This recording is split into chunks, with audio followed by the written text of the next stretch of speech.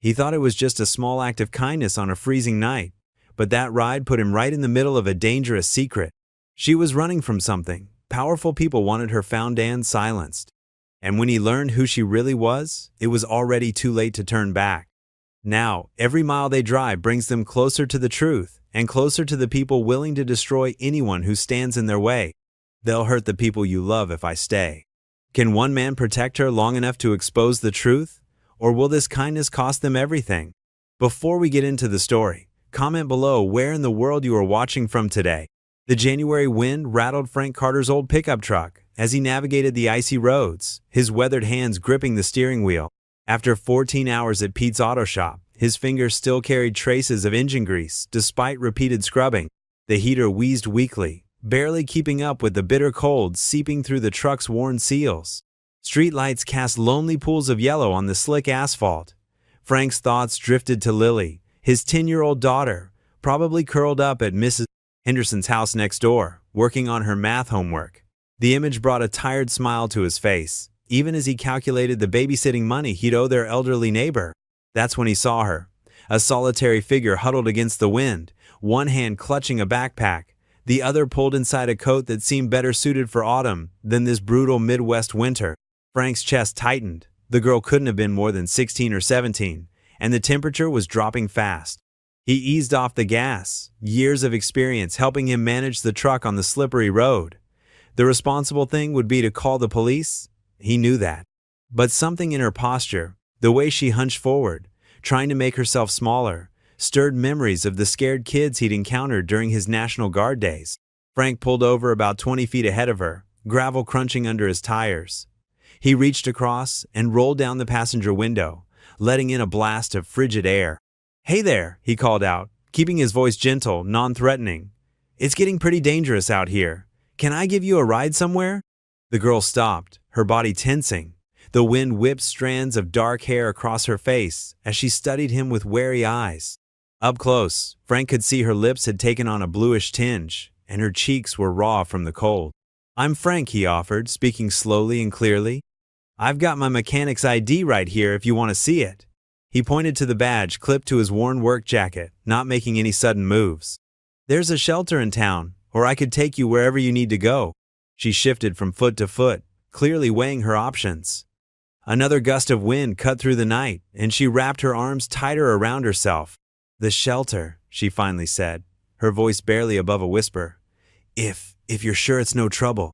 "No trouble at all," Frank replied, reaching over to push open the passenger door. "Hop in before you freeze solid."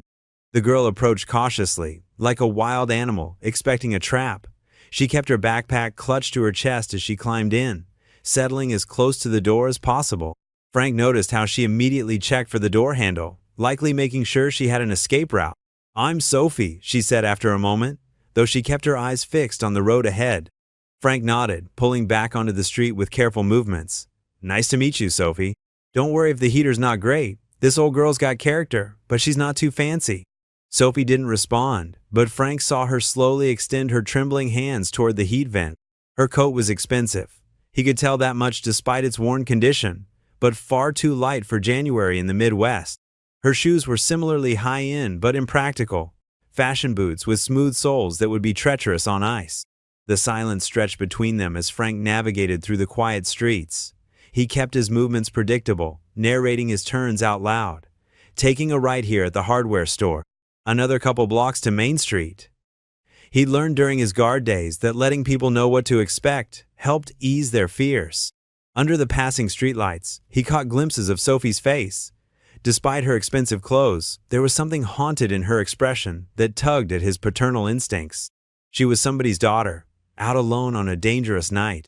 When they stopped at a red light, Frank noticed Sophie's violent shivering hadn't subsided, even in the truck's cabin. Her fingers, when she brushed back her hair, were still white with cold. "Listen," he said, keeping his tone casual. "The shelter's still about 15 minutes away, and you look like you could use something warm in your system. There's a diner just up ahead, Miss Ruby's, best hot chocolate in 3 counties. What do you say we stop and get you thawed out first?" Sophie's eyes darted to his face, searching for hidden meanings or threats. Frank kept his expression open, neutral. After a long moment, she gave a small nod.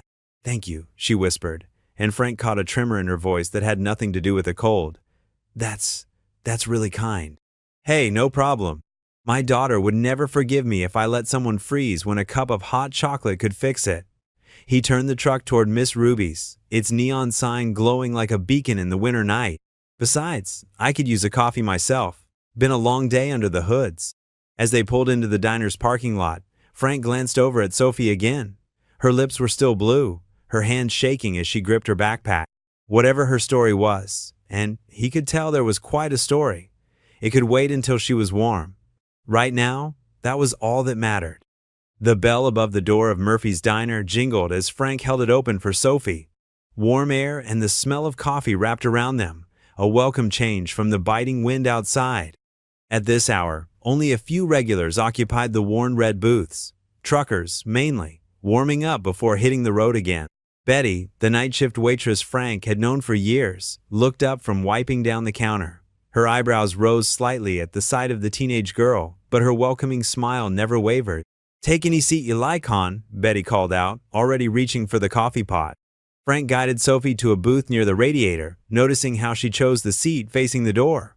The vinyl cushions squeaked as she slid in, her backpack clutched tight against her chest. "Two hot cocos, Betty," Frank said, settling into the opposite bench. "Extra whipped cream if you've got it." Under the harsh fluorescent lights, Frank got his first good look at Sophie. Her face was young but tired, dark circles underneath wary eyes. Her coat was expensive once, some fancy brand his daughter Lily would probably recognize. But now it was worn at the edges, missing a button near the collar. Her shoes told a similar story. Designer sneakers, scuffed and mud splattered. Betty brought their cocos, topped with generous swirls of whipped cream. "Anything else for you two?" Frank glanced at Sophie. "Hungry? The grilled cheese here's pretty good." Sophie shook her head, hands wrapping around the warm mug. "This is fine, thank you." Betty gave Frank a knowing look before moving away to check on other customers. "I'm Frank, by the way, Frank Carter." He took a sip of his cocoa, keeping his movements slow and predictable. "You said your name's Sophie?" "Yes." Her voice was soft but clear, carrying a hint of an accent he couldn't place. "Private school? Maybe." The door chimed again, and Sophie's head snapped toward the sound. Just another trucker, stomping snow from his boots. Frank pretended not to notice her reaction, but his guard training kicked in, cataloging details, the way she positioned herself, how her eyes tracked exits, the slight tremor in her hands that wasn't just from cold. "There's a good women's shelter about 10 minutes from here," Frank said carefully. "Safe place. Run by Sister Margaret. She's strict but fair. They've got warm beds, hot showers, and people who can help if you need it." Sophie's fingers tightened around her mug. "I don't need help. Everybody needs help sometimes." Frank kept his tone light, matter of fact. "I sure do. Got a 10-year-old daughter at home. Some days I don't know how I'd manage without my neighbors pitching in." Something flickered across Sophie's face at the mention of Lily. Recognition, maybe, or longing, but it vanished quickly behind that careful mask. They finished their cocos in comfortable silence. When Frank paid the bill, Sophie watched him count out worn dollar bills with an expression he couldn't read. The shelter was a converted Victorian house, its windows glowing warmly against the night. Sister Margaret answered Frank's knock personally, a tall woman with silver hair and kind eyes behind wire-rimmed glasses. "Welcome, welcome," she said, ushering them into a cozy front room that smelled of cinnamon and furniture polish. "You're just in time. We were about to lock up for the night." While Sister Margaret gathered intake forms, Sophie stood awkwardly in the middle of the room, taking in the worn but clean furniture, the inspirational posters on the walls, the basket of knitting supplies beside an ancient armchair. "Just some basic information," Sister Margaret explained, setting the papers on a coffee table. "Whatever you're comfortable sharing. Would you like Mr. Carter to wait outside?" Sophie shook her head quickly. She sat on the edge of the couch, pen hovering over the forms. As she leaned forward, something slipped from her coat, a flash of gold that hit the hardwood floor with a metallic ping. Frank bent to retrieve it, an ornate locket on a delicate chain, its surface etched with intricate scrollwork. It must have popped open in the fall because a small photograph was visible inside. He meant to just close it and hand it back, but the woman's face in the photo caught his eye. He knew that face. The sharp cheekbones, the confident smile, the perfectly styled dark hair. He'd seen it just last week, helping Lily with her school project on successful women in business. There she was, Vivian Ashford, CEO of Ashford International Hotels, smiling from the pages of Forbes magazine. And in her arms, a toddler with Sophie's eyes. The locket trembled in Frank's hand as the implications hit him. He looked up to find Sophie watching him, her face pale but composed, waiting for his reaction. "I can explain," she said quietly. The gold locket lay open in Frank's weathered palm, its surface catching the diner's fluorescent light. The photo inside showed a much younger Sophie, maybe 3 or 4 years old, sitting in the lap of an elegant woman with perfectly styled dark hair and a confident smile. Frank recognized that face. He'd seen it just last week, while flipping through an old Forbes magazine in the library's waiting area, while Lily did her homework. "Is this?" Frank kept his voice gentle, careful not to startle Sophie, who was staring into her now empty cocoa mug. "Is this your mother, Vivian Ashford?" Sophie's fingers tightened around the ceramic mug. Her shoulders tensed, but she gave a small nod. "She doesn't want me anymore," Sophie whispered, her voice cracking on the last word. She turned her face toward the window, but Frank caught the gleam of tears in her eyes. Outside, snow was starting to fall again, fat flakes drifting past the glass. Betty appeared with the check, took one look at Sophie's expression, and quietly retreated. Frank had never been more grateful for the waitress's intuition. "Hey," Frank said softly, sliding the locket across the table. "I don't know your whole story, and you don't have to tell me. But I've learned something in my years. People can surprise you with their kindness, sometimes when you least expect it."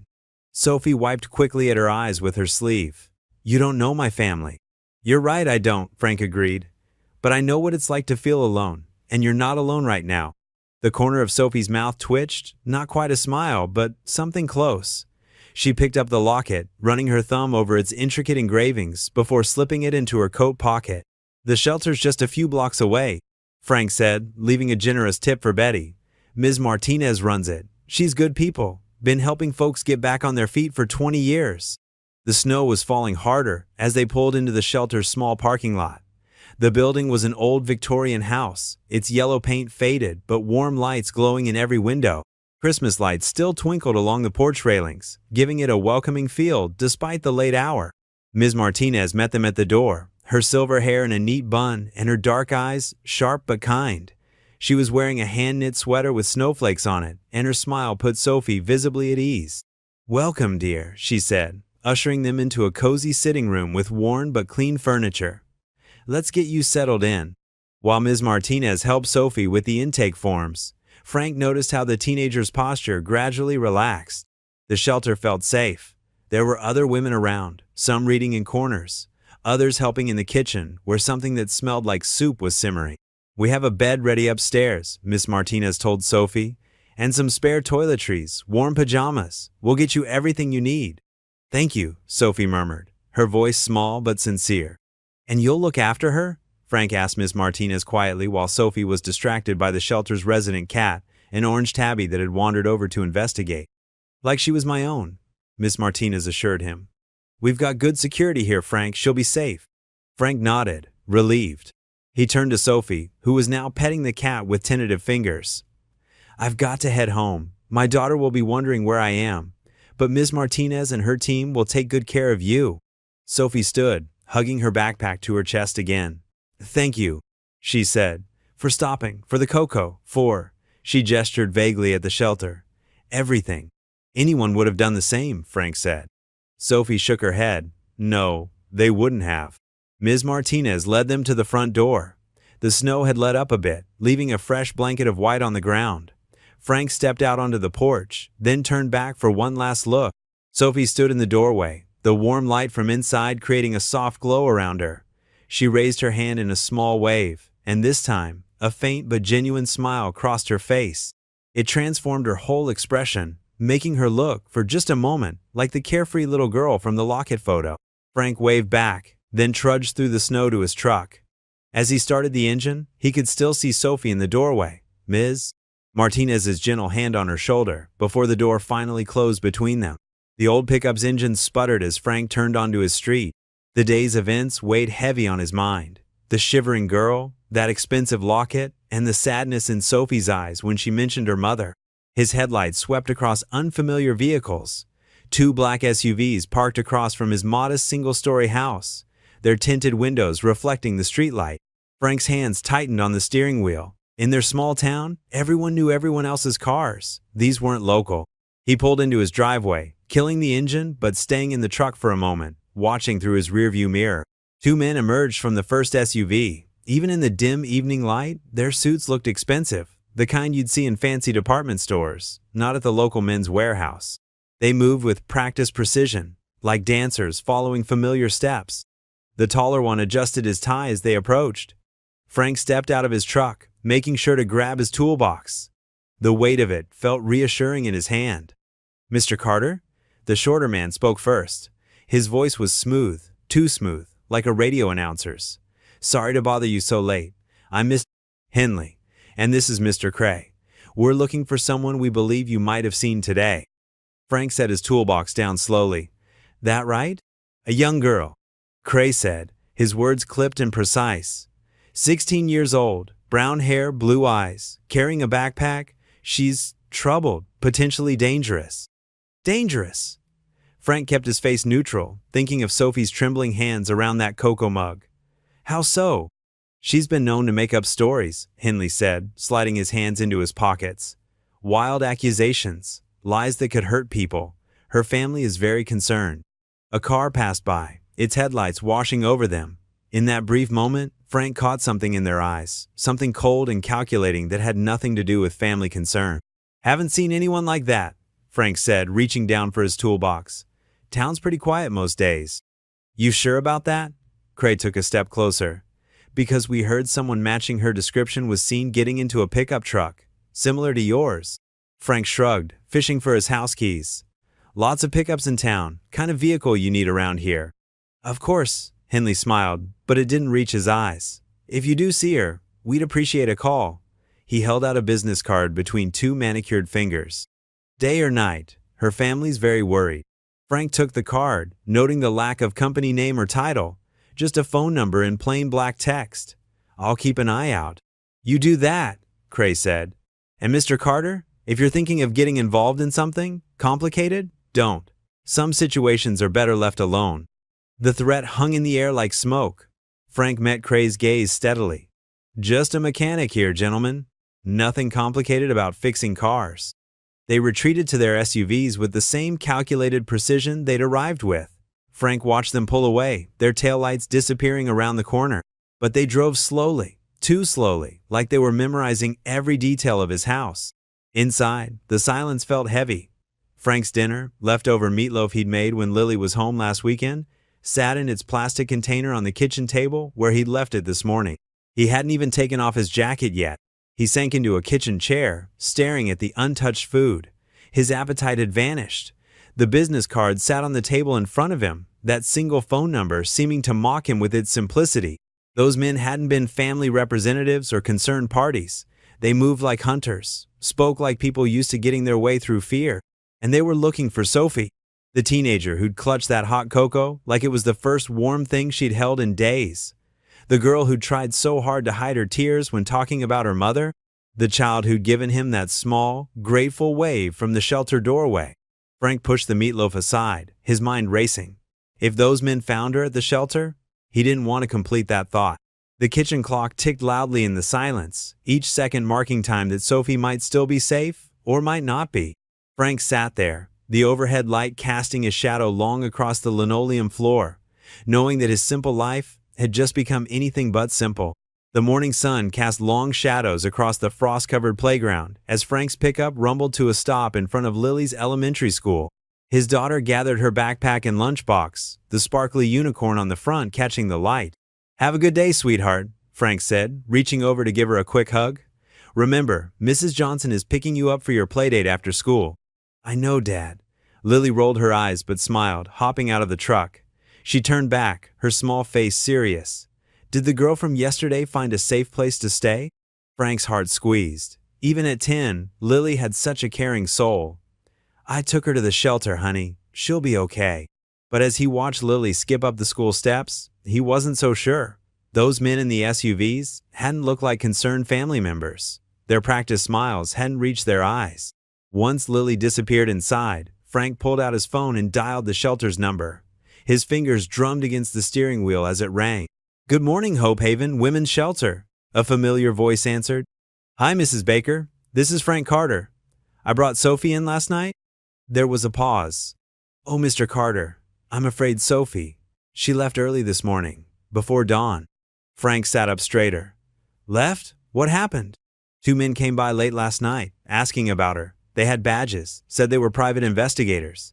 Mrs. Baker's voice wavered. "We told them we couldn't confirm or deny if anyone was here. That's our policy. But when I went to check on Sophie at breakfast time, her bed was empty. Just a note saying, 'Thank you.'" Frank's stomach dropped. "These men? Were they wearing expensive suits? Driving black SUVs?" "Yes, actually. Do you know them?" "They showed up at my house, too." Frank started the engine. "Thanks, Mrs. Baker. I need to go." He drove through town slowly, scanning sidewalks and alleys. The bus station, he thought. If he were running, that's where he'd go. The old brick building came into view, its faded sign barely readable, a handful of people huddled on the benches outside, collars turned up against the cold. And there, a familiar figure in a thin coat, sitting alone with a backpack clutched to her chest. Sophie. Frank parked and approached slowly, not wanting to startle her. But she noticed him anyway, jumping to her feet with wide eyes. "It's okay," he said, holding up his hands. "I'm not here to make you do anything you don't want to do." Sophie glanced toward the station entrance. "How did you find me?" "I was worried. Those men, they came to my house last night, asking about you." Frank kept his voice gentle. "Then I heard they showed up at the shelter too." Sophie's face paled. Did they threaten you?" "Not exactly. But they didn't seem like people who take no for an answer." Frank gestured to the empty bench beside her. "Mind if I sit?" She hesitated, then nodded. Frank settled beside her, leaving plenty of space between them. "I don't know what you're running from," he said carefully. "And you don't have to tell me. But those men, they're not giving up. And you look like you could use a friend right now." Sophie's fingers twisted in the straps of her backpack. I can't get anyone else involved. It's not safe." "I was in the National Guard for 12 years, Frank said. "Served 2 tours overseas. I know how to handle trouble." He paused, watching her face. "And I know what it looks like when someone needs help but is too scared to ask for it." A bus pulled up to the curb, its brakes squealing. Sophie watched as passengers filed off, then turned to Frank with tears in her eyes. "They'll hurt anyone who helps me," she whispered. "They made that very clear." "Let me worry about that." Frank stood, offering his hand. "If those men are after you, we need to get you somewhere safe. My truck's right over there. What do you say?" Sophie looked at his outstretched hand, then at the bus station entrance. Another set of passengers was boarding, heading who knew where. She could disappear, become another faceless traveler. Or she took Frank's hand, letting him help her up. "Okay." They walked to the truck quickly, Sophie keeping her head down. Frank opened the passenger door for her, then hurried around to the driver's side. As he started the engine, fat snowflakes began drifting down from the gray sky. "My house isn't far," he said, pulling away from the curb. "We'll figure this out together." Sophie huddled in her seat, watching the snow fall harder outside the window. She didn't respond, but some of the tension had left her shoulders. For now, at least, she wasn't alone anymore. The old pickup moved carefully through the increasingly snowy streets, carrying them toward whatever would come next.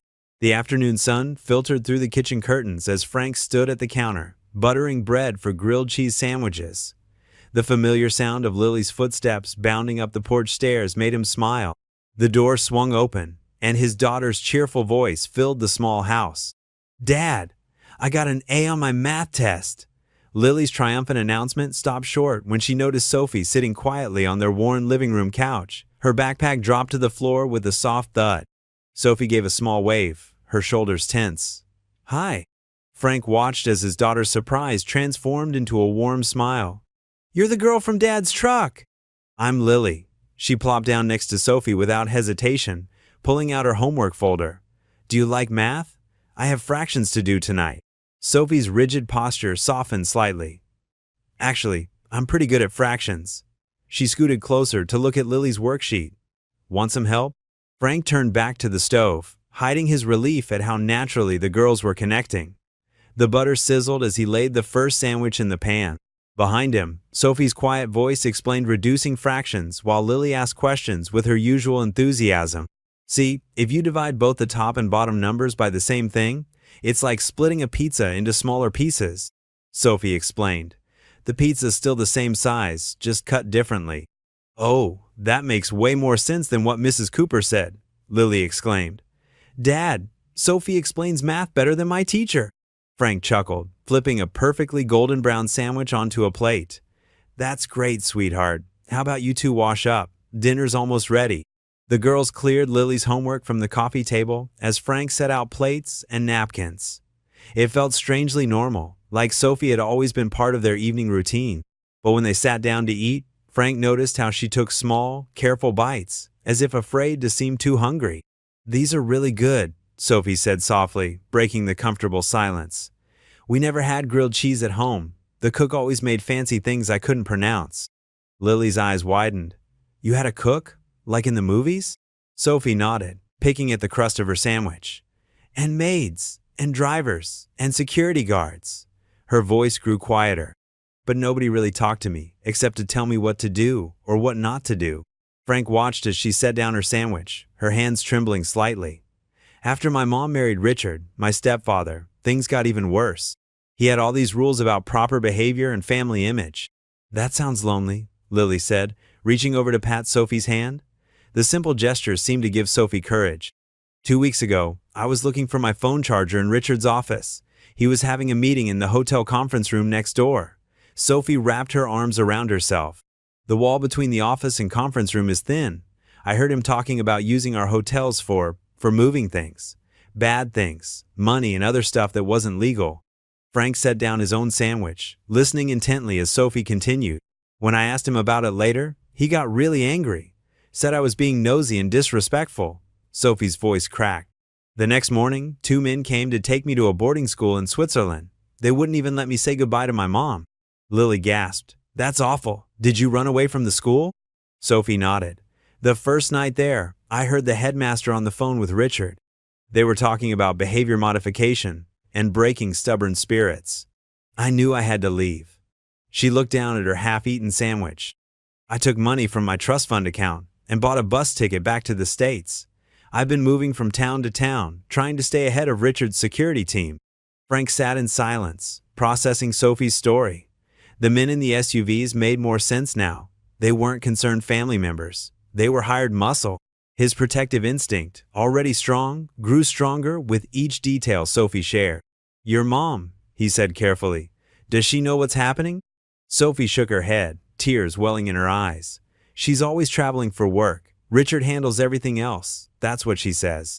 And he's really good at making things sound reasonable when he explains them to her. Lily got up and wrapped her arms around Sophie in a tight hug. You can stay with us. Right, Dad? We'll keep you safe. Frank met Sophie's uncertain gaze across the table. In her eyes, he saw fear mixed with a desperate hope that finally, someone would believe her. Someone would help. The weight of that trust settled on his shoulders, heavy but necessary. The kitchen clock ticked steadily as Frank considered their situation. He'd always taught Lily to stand up for what was right, even when it was hard. Now it was his turn to live those values, despite the risks. Sophie wiped her eyes with the back of her hand. I shouldn't have told you all this. I'm just putting you in danger too. No, Frank said firmly. You did the right thing. Sometimes being brave means asking for help. He watched as relief washed over Sophie's face, her shoulders relaxing for the first time since she'd started talking. Lily was still hugging her, chattering about sharing her room and having the best sleepover ever. The remnants of their dinner sat forgotten on the table as the gravity of Sophie's situation settled over them. Frank knew their quiet life had just become much more complicated, but looking at the two girls, his bright, caring daughter and this brave young woman who'd risked everything to do what was right, he felt certain they were doing the right thing. Sophie looked down at her plate, pushing the last bits of her sandwich around. Thank you, she whispered, for listening, for believing me. Frank nodded, the weight of responsibility for her safety growing with each passing moment. He had decisions to make, plans to consider, but for now, he'd focus on making sure Sophie felt secure in their home. Tomorrow would bring its own challenges. The kitchen clock ticked past 9, and silence settled over Frank's small house. Lily's soft breathing drifted from her bedroom, where she'd fallen asleep clutching her favorite stuffed penguin. Sophie sat curled up on the living room couch, her borrowed blanket pulled tight around her shoulders, staring at nothing in particular. Frank moved quietly through the house, checking the locks for the third time. The events of the day felt surreal. A runaway heiress at his kitchen table, dark suits prowling the streets, whispered confessions of corruption. His mind kept circling back to the threatening undertone in those men's voices outside the shelter. A sharp knock cut through the quiet. Sophie's head snapped up, her face draining of color. Frank held up a steadying hand and crept to the window. Through a gap in the blinds, he saw them. The same two men from earlier, their black SUV idling at the curb. The porch light caught the gleam of their expensive watches and polished shoes. Another knock, harder this time. "Don't answer it," Sophie whispered, her voice barely audible. She'd pulled her knees to her chest, making herself as small as possible. Frank stayed perfectly still, watching. The taller man raised his hand to knock again but paused. They exchanged looks, then the shorter one pulled something from his coat pocket. Frank heard the soft scrape of paper being pushed under his door. Through the window, he watched them return to their vehicle. The SUV's engine growled as it pulled away, its taillights disappearing around the corner. Only then did Frank move to retrieve what they'd left. It was a plain white business card. No names, no company logo, just a phone number printed in stark black ink and 5 words. "Call us before it's too late." Sophie appeared at his elbow, trembling as she read the card. "They won't stop," she said, wrapping her arms around herself. "My stepfather, he has people everywhere. Private security, former military." Her voice cracked. "I can't go back there. Please don't make me go back." Frank studied the card, then slowly tore it into tiny pieces. "Nobody's making you go anywhere you don't want to," he said firmly. The protective instinct that had first made him stop for her on that snowy road surged stronger than ever. He went to the kitchen and pulled out an old road atlas from under the junk drawer. The pages were coffee-stained and dog-eared, but the maps were still good. "I've got a friend," he said, spreading the atlas on the counter. "Lives about 3 hours north, runs a small farm. We stayed there once when Lily was little, and our furnace died in the middle of winter." Sophie stepped closer, hope flickering across her face. "You'd really help me leave?" "Those men aren't going to stop coming around," Frank said, tracing a route with his finger. "And I don't trust their intentions. We need to get you somewhere safe while we figure this out." He glanced toward Lily's room.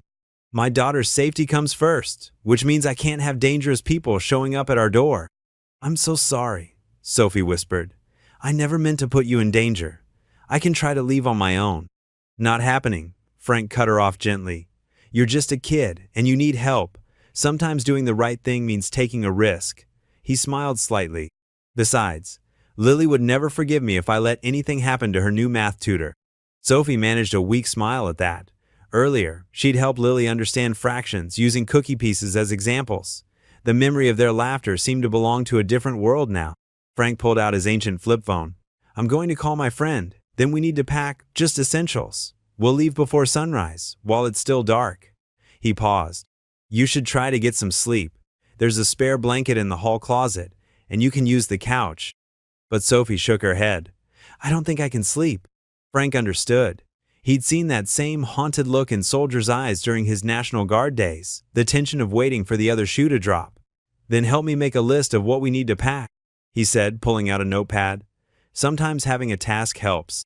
They worked quietly, Frank jotting down necessities while keeping one eye on the window. Warm clothes, first aid kit, some non-perishable food, his emergency cash from the coffee can above the fridge, Lily's schoolbooks, they might be gone a while. The business card's warning echoed in his mind. Before it's too late. Too late for what? The threat felt like a physical weight in the room. Around 11, Frank caught Sophie stifling a yawn. "Try to rest," he insisted. "Even if you can't sleep, just lie down for a while. I'll keep watch." She nodded reluctantly and curled up on the couch. Frank draped the spare blanket over her, noting how young and vulnerable she looked in the dim light. Hard to believe this girl held secrets that could shake a corporate empire. While Sophie rested, Frank moved silently through the house, gathering supplies into his old military duffel bag. He wrote a note to his boss at the garage, claiming a family emergency. Another note from Mrs. Henderson next door, asking her to feed the cat. Every few minutes, he checked the street through the windows. No more black SUVs, but the night felt charged with tension, like the air before a storm. Finally, he settled into his armchair, keeping vigil as the hours crept by. The business card's pieces lay in the kitchen trash, but its message burned in his mind. They were out of time. At dawn, they would have to run. The old alarm clock barely had time to buzz before Frank's hand silenced it. 4:30 in the morning, and the world outside was still pitch black. He'd barely slept, spending most of the night planning their route and checking every sound. Moving quietly through the dark house, Frank gathered the emergency bags he'd packed earlier, clothes, basic supplies, and the cash he'd been saving for house repairs. He gently pushed open Lily's door, where a small nightlight cast star-shaped patterns on the ceiling. "Hey, sweetheart," he whispered, sitting on the edge of her bed. "Time to wake up." Lily stirred, rubbing her eyes. "Daddy? It's still dark." "We're going on a special road trip," Frank said, keeping his voice light and steady. "Like an adventure. Remember how you always wanted to see the sunrise from the road?" That got her attention. Lily sat up, her tangled hair framing her sleepy face. "Really? Now?" "Right now, but we need to be super quiet, okay? Like ninjas." In the living room, Sophie was already awake, or maybe she hadn't slept at all. She sat perched on the edge of the couch, her backpack clutched close. Her face was pale in the dim light, but her eyes were alert and watchful. "Ready?" Frank asked softly. Sophie nodded, pulling on her coat. She helped Lily tie her shoes while Frank did one last check of the house. The card with the phone number still lay on the kitchen counter where he'd left it. He pocketed it. Might be useful later. They slipped out through the back door, their footsteps crunching in the fresh snow. Frank's old pickup sat waiting, frost coating its windows. He helped Lily into the middle seat while Sophie climbed in on the passenger side. The engine coughed once, then rumbled to life. As they pulled away from the house, Frank watched the rearview mirror carefully. No headlights followed them down the empty streets. Lily dozed off again, her head resting against Sophie's shoulder. Sophie stayed awake, rigid and alert, watching the familiar buildings of town slide past into darkness. The sky was just beginning to lighten when they crossed the county line. Frank relaxed his grip on the steering wheel slightly. They drove in silence as the world slowly brightened around them. Snow-covered fields stretching out on either side of the highway. 2 towns over, when the sun was properly up, Frank pulled into the parking lot of a cheerful-looking diner called Mary's Morning Glory. The smell of coffee and bacon drifted out when they opened the door, and a bell jingled overhead. "Welcome in," called a waitress, leading them to a booth by the window. Lily, now fully awake and excited about their adventure, slid in next to Sophie. "Can I have chocolate chip pancakes?" Lily asked, already studying the kids' menu intently. "Sure can, sweetheart." Frank smiled, but his eyes were scanning the other customers, just a few early morning regulars, no suits in sight. While they waited for their food, Frank excused himself to make a phone call. In the diner's small entrance vestibule, he pulled out his cell phone and dialed a number he hadn't used in years, hoping it was still good. 3 rings, then a familiar voice. Reyes speaking. "Tom, it's Frank Carter." A pause, then warmth filled the voice. "Frank? Man, it's been, 3 years? How are you?" "I need your help, Tom. It's complicated, and it's serious." The warmth was replaced by professional focus. Tom had always been good at reading tone. "Tell me." Frank kept his voice low, glancing occasionally through the window at their booth. "I've got Vivienne Ashford's daughter in my truck. She ran away from home after overhearing something about illegal dealings in her family's hotels. Now there are men looking for her, and they're not the friendly type." A low whistle from the other end. "The Ashford hotel chain? That's big business, Frank." "I know. But this girl's scared, Tom. Really scared. And whatever she heard, these people are willing to chase her across state lines to keep it quiet. Give me the details you have. I'll start digging." Frank told him everything Sophie had shared, watching as their breakfast arrived at the booth. Lily was showing Sophie how to make a smiley face on her pancakes with whipped cream. "I'll need to verify her identity," Tom said when Frank finished. "And we'll need proof of whatever she heard. But if this is real," he let out a breath, "this could be huge." "Just be careful, Tom. These people don't mess around. You know me. Careful's my middle name. Keep your phone on, but maybe get a burner too. I'll call when I have something."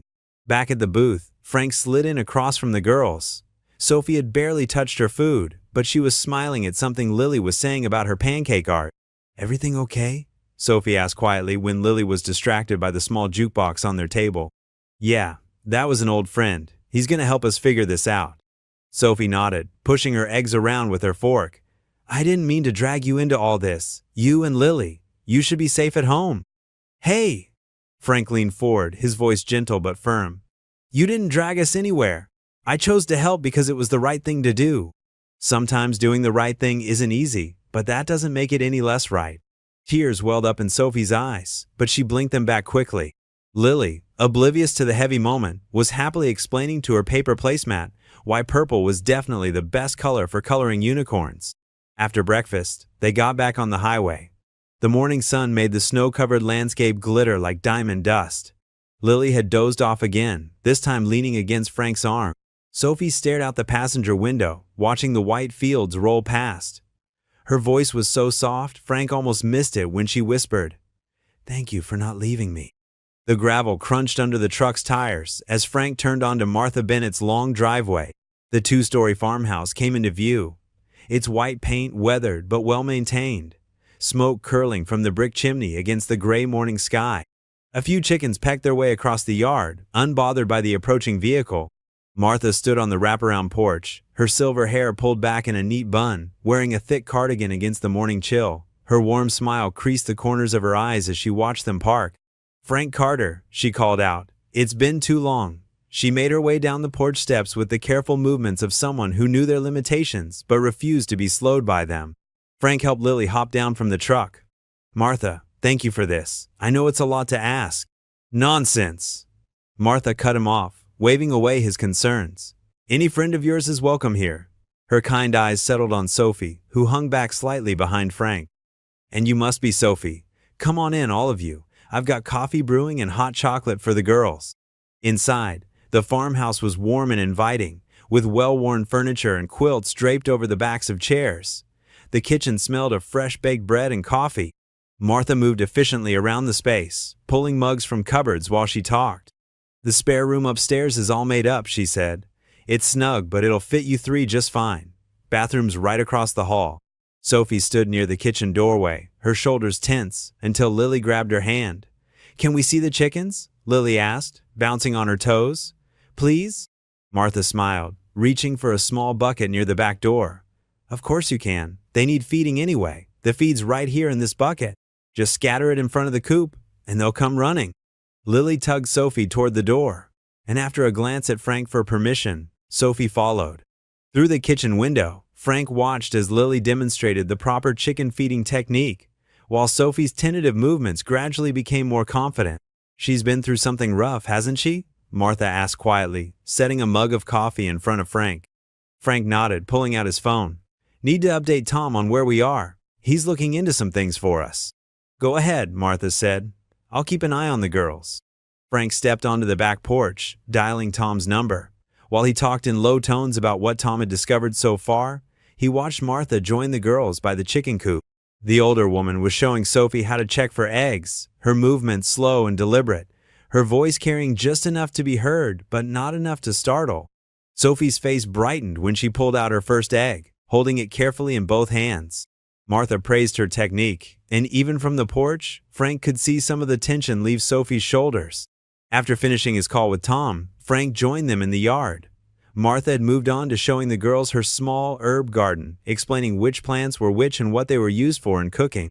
"The basil's not doing much now," she was saying. "But come spring, it'll take over this whole corner if you let it. Makes wonderful pesto." "I've never made pesto," Sophie said softly, running her fingers gently over a mint plant. "Well then," Martha replied, "we'll have to fix that when the basil comes back. For now, though, how about we all make some bread together? Nothing better than kneading dough when you've got things on your mind." In the kitchen, Martha set them all to work. Lily measured ingredients while Sophie mixed them in a large bowl. Even Frank was put to use, clearing space on the counter for kneading. Martha's gentle instructions filled the kitchen, along with the occasional puff of flour and Lily's giggles when she got some on her nose. As the afternoon wore on, the smell of baking bread filled the house. Martha showed Sophie how to make a simple stew to go with it, letting her chop vegetables while sharing stories about her own daughter, now grown with children of her own in California. When evening came, They gathered in the living room, bowls of steaming stew in their laps, thick slices of fresh bread on the coffee table. The fireplace crackled, casting dancing shadows on the walls. Martha's old cat, Oscar, had claimed a spot on the rug near the hearth. "This is really good," Sophie said, looking surprised at her own creation. "Course it is," Martha replied. "You made it with care. That's the secret ingredient to any good meal." Lily, who had been unusually quiet while eating, suddenly asked, "Did you really used to be a teacher, Martha?" "I did indeed. Taught third grade for 37 years.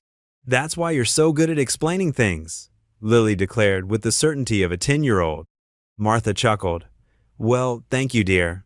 Though I think anyone can be good at explaining things if they care enough about helping others understand." The conversation flowed easily after that, with Martha sharing funny stories from her teaching days that had both girls laughing. Even Frank found himself relaxing into his chair, the worry of the past few days easing slightly in the warm, comfortable atmosphere. When Lily accidentally knocked over her empty bowl while acting out one of Martha's stories, the resulting clatter startled Oscar, who shot straight up in the air before darting under the sofa. Sophie's unexpected laugh rang out, clear and bright, surprising even herself. Soon they were all laughing, at the cat, at themselves, at the simple joy of being together in this cozy room while the world grew dark outside. Martha caught Frank's eye and gave him a small nod. In that moment, he knew they'd made the right choice coming here. Sometimes, safety wasn't just about locks and distance. Sometimes it was about finding people who could help heal what was broken inside. The fire popped and sparked, sending up a shower of embers that drew everyone's attention. Oscar cautiously emerged from under the sofa, deciding it was safe to reclaim his spot by the hearth. Sophie reached down to stroke his fur, and the old cat arched into her touch, purring loudly enough to be heard over the crackling flames. Morning sunlight streamed through Martha's kitchen windows, warming the cozy space that smelled of vanilla and melting butter. Sophie stood at the counter with Lily, both girls wearing borrowed aprons dusted with flour. Lily's face lit up as she showed Sophie how to roll cookie dough into perfect little balls. "Mom used to say 3 finger widths apart," Lily explained, demonstrating the spacing on the baking sheet. "That way they don't stick together when they get bigger." Sophie nodded, carefully following Lily's instructions. Her shoulders had gradually relaxed over the past hour, the rhythmic motions of baking creating a peaceful bubble around them. "These are going to be amazing," she said, managing a genuine smile. Outside on the wraparound porch, Frank leaned against the railing beside Martha. His coffee mug warmed his hands against the morning chill while chickens scratched in the yard below. "Poor child," Martha said softly after Frank finished explaining Sophie's situation. "Running from her own family. It's not right." Frank nodded, his expression troubled. "I keep thinking about what could have happened if I hadn't stopped that night. She was just walking down that road in the cold, Martha, like a ghost." Martha patted his arm. "The Lord puts people in our path for a reason, Frank Carter. You did the right thing." "I hope so." Frank stared into his coffee. "But now I've dragged Lily into this mess too. Those men who came to the house." He trailed off, the memory of their threatening presence still fresh. "Lily's safer with her daddy than anywhere else," Martha said firmly, "and that girl in there needs you both." Inside the kitchen, Sophie and Lily were sliding the first batch of cookies into the oven when Frank's phone rang. He stepped into the living room to answer it, but Sophie could still hear his side of the conversation through the open door. "Hey, Tom. Yeah, we're safe. What did you find?" Sophie's hand stilled on the cookie sheet as she strained to listen. Lily chatted away about the next batch, unaware of Sophie's sudden tension. "Shell companies?" Frank's voice grew quieter, but Sophie could still make out fragments. "Connected to organized crime, hotel properties, money laundering?" The blood drained from Sophie's face. She had suspected things were bad, but hearing it confirmed made her stomach twist. Lily noticed her expression. "Are you okay?" the younger girl asked. "You look kind of sick." Sophie forced a smile. "Just worried about burning the cookies," she said, but her hand shook slightly as she reached for more dough. When Frank returned to the kitchen, Sophie was quiet, mechanically forming cookie balls, while Lily chattered about wanting to feed the chickens later. Martha had gone to tend her garden, leaving the 3 of them alone with the sweet smell of baking. "These look wonderful," Frank said, trying to keep his tone light despite the worry lines around his eyes. "You two make quite a team." Lily beamed, but Sophie set down her spoon and wiped her hands on her apron. "Mr. Carter?" Her voice was barely above a whisper. "Can I talk to you for a minute?" Frank nodded, following her to the living room while Lily stayed to watch the cookies through the oven window. Sophie's fingers twisted together nervously as she glanced toward the kitchen to make sure Lily couldn't hear. "I heard some of your phone call," she admitted, "about the shell companies and everything else." Frank's expression softened with concern. "I'm sorry you had to hear that, Sophie. Tom's just trying to help us understand what we're dealing with." Sophie took a deep breath, then reached for her backpack in the corner. Her hands trembled slightly as she opened it and reached deep inside, past her few clothes and belongings. From a hidden pocket in the lining, she pulled out a small black USB drive. "I didn't just overhear things at home," she said quietly. I found documents on my stepfather's computer. Financial records, emails, everything." She held out the drive. "It's all encrypted. I was good with computers at school, so I made copies before I left.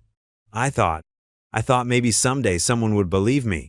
Frank stared at the tiny device that could contain so much danger and so much hope. "That's why those men are so desperate to find you." Sophie nodded, her voice catching. "I didn't know who to trust, but you've done so much for me and Lily, and—" She swallowed hard. "You're the first person who's made me feel safe in a long time." Frank carefully took the drive, feeling the weight of Sophie's trust more heavily than the small piece of plastic in his palm. Through the kitchen doorway, they could hear Lily humming as she arranged fresh cookies on a cooling rack. "We'll figure this out together," Frank promised, pocketing the drive. "You're not alone anymore." Sophie's eyes welled with tears, but she managed a wobbly smile. The timer dinged in the kitchen, and Lily called out excitedly about the next batch being ready. "Better not let those burn," Frank said gently. "Sounds like you've got some important baking to finish." Sophie wiped her eyes and nodded, heading back to the kitchen where Lily waited. Frank watched them working together, the weight of the USB drive in his pocket, reminding him just how much was at stake. But seeing Sophie's shoulders relax as she helped Lily slide the hot cookies onto the cooling rack, he knew they'd made the right choice in protecting her, whatever the cost might be. Sophie's hands trembled slightly as she pulled the small USB drive from a hidden pocket she'd sewn into her backpack's lining. The morning light caught its metallic surface as she held it out to Frank, who sat at Martha's kitchen table. "I've been carrying this everywhere," Sophie said quietly. "It has copies of emails, financial records, everything I found on my stepfather's computer before." She swallowed hard. "Before they sent me away." Frank carefully took the drive, treating it like the precious evidence it was.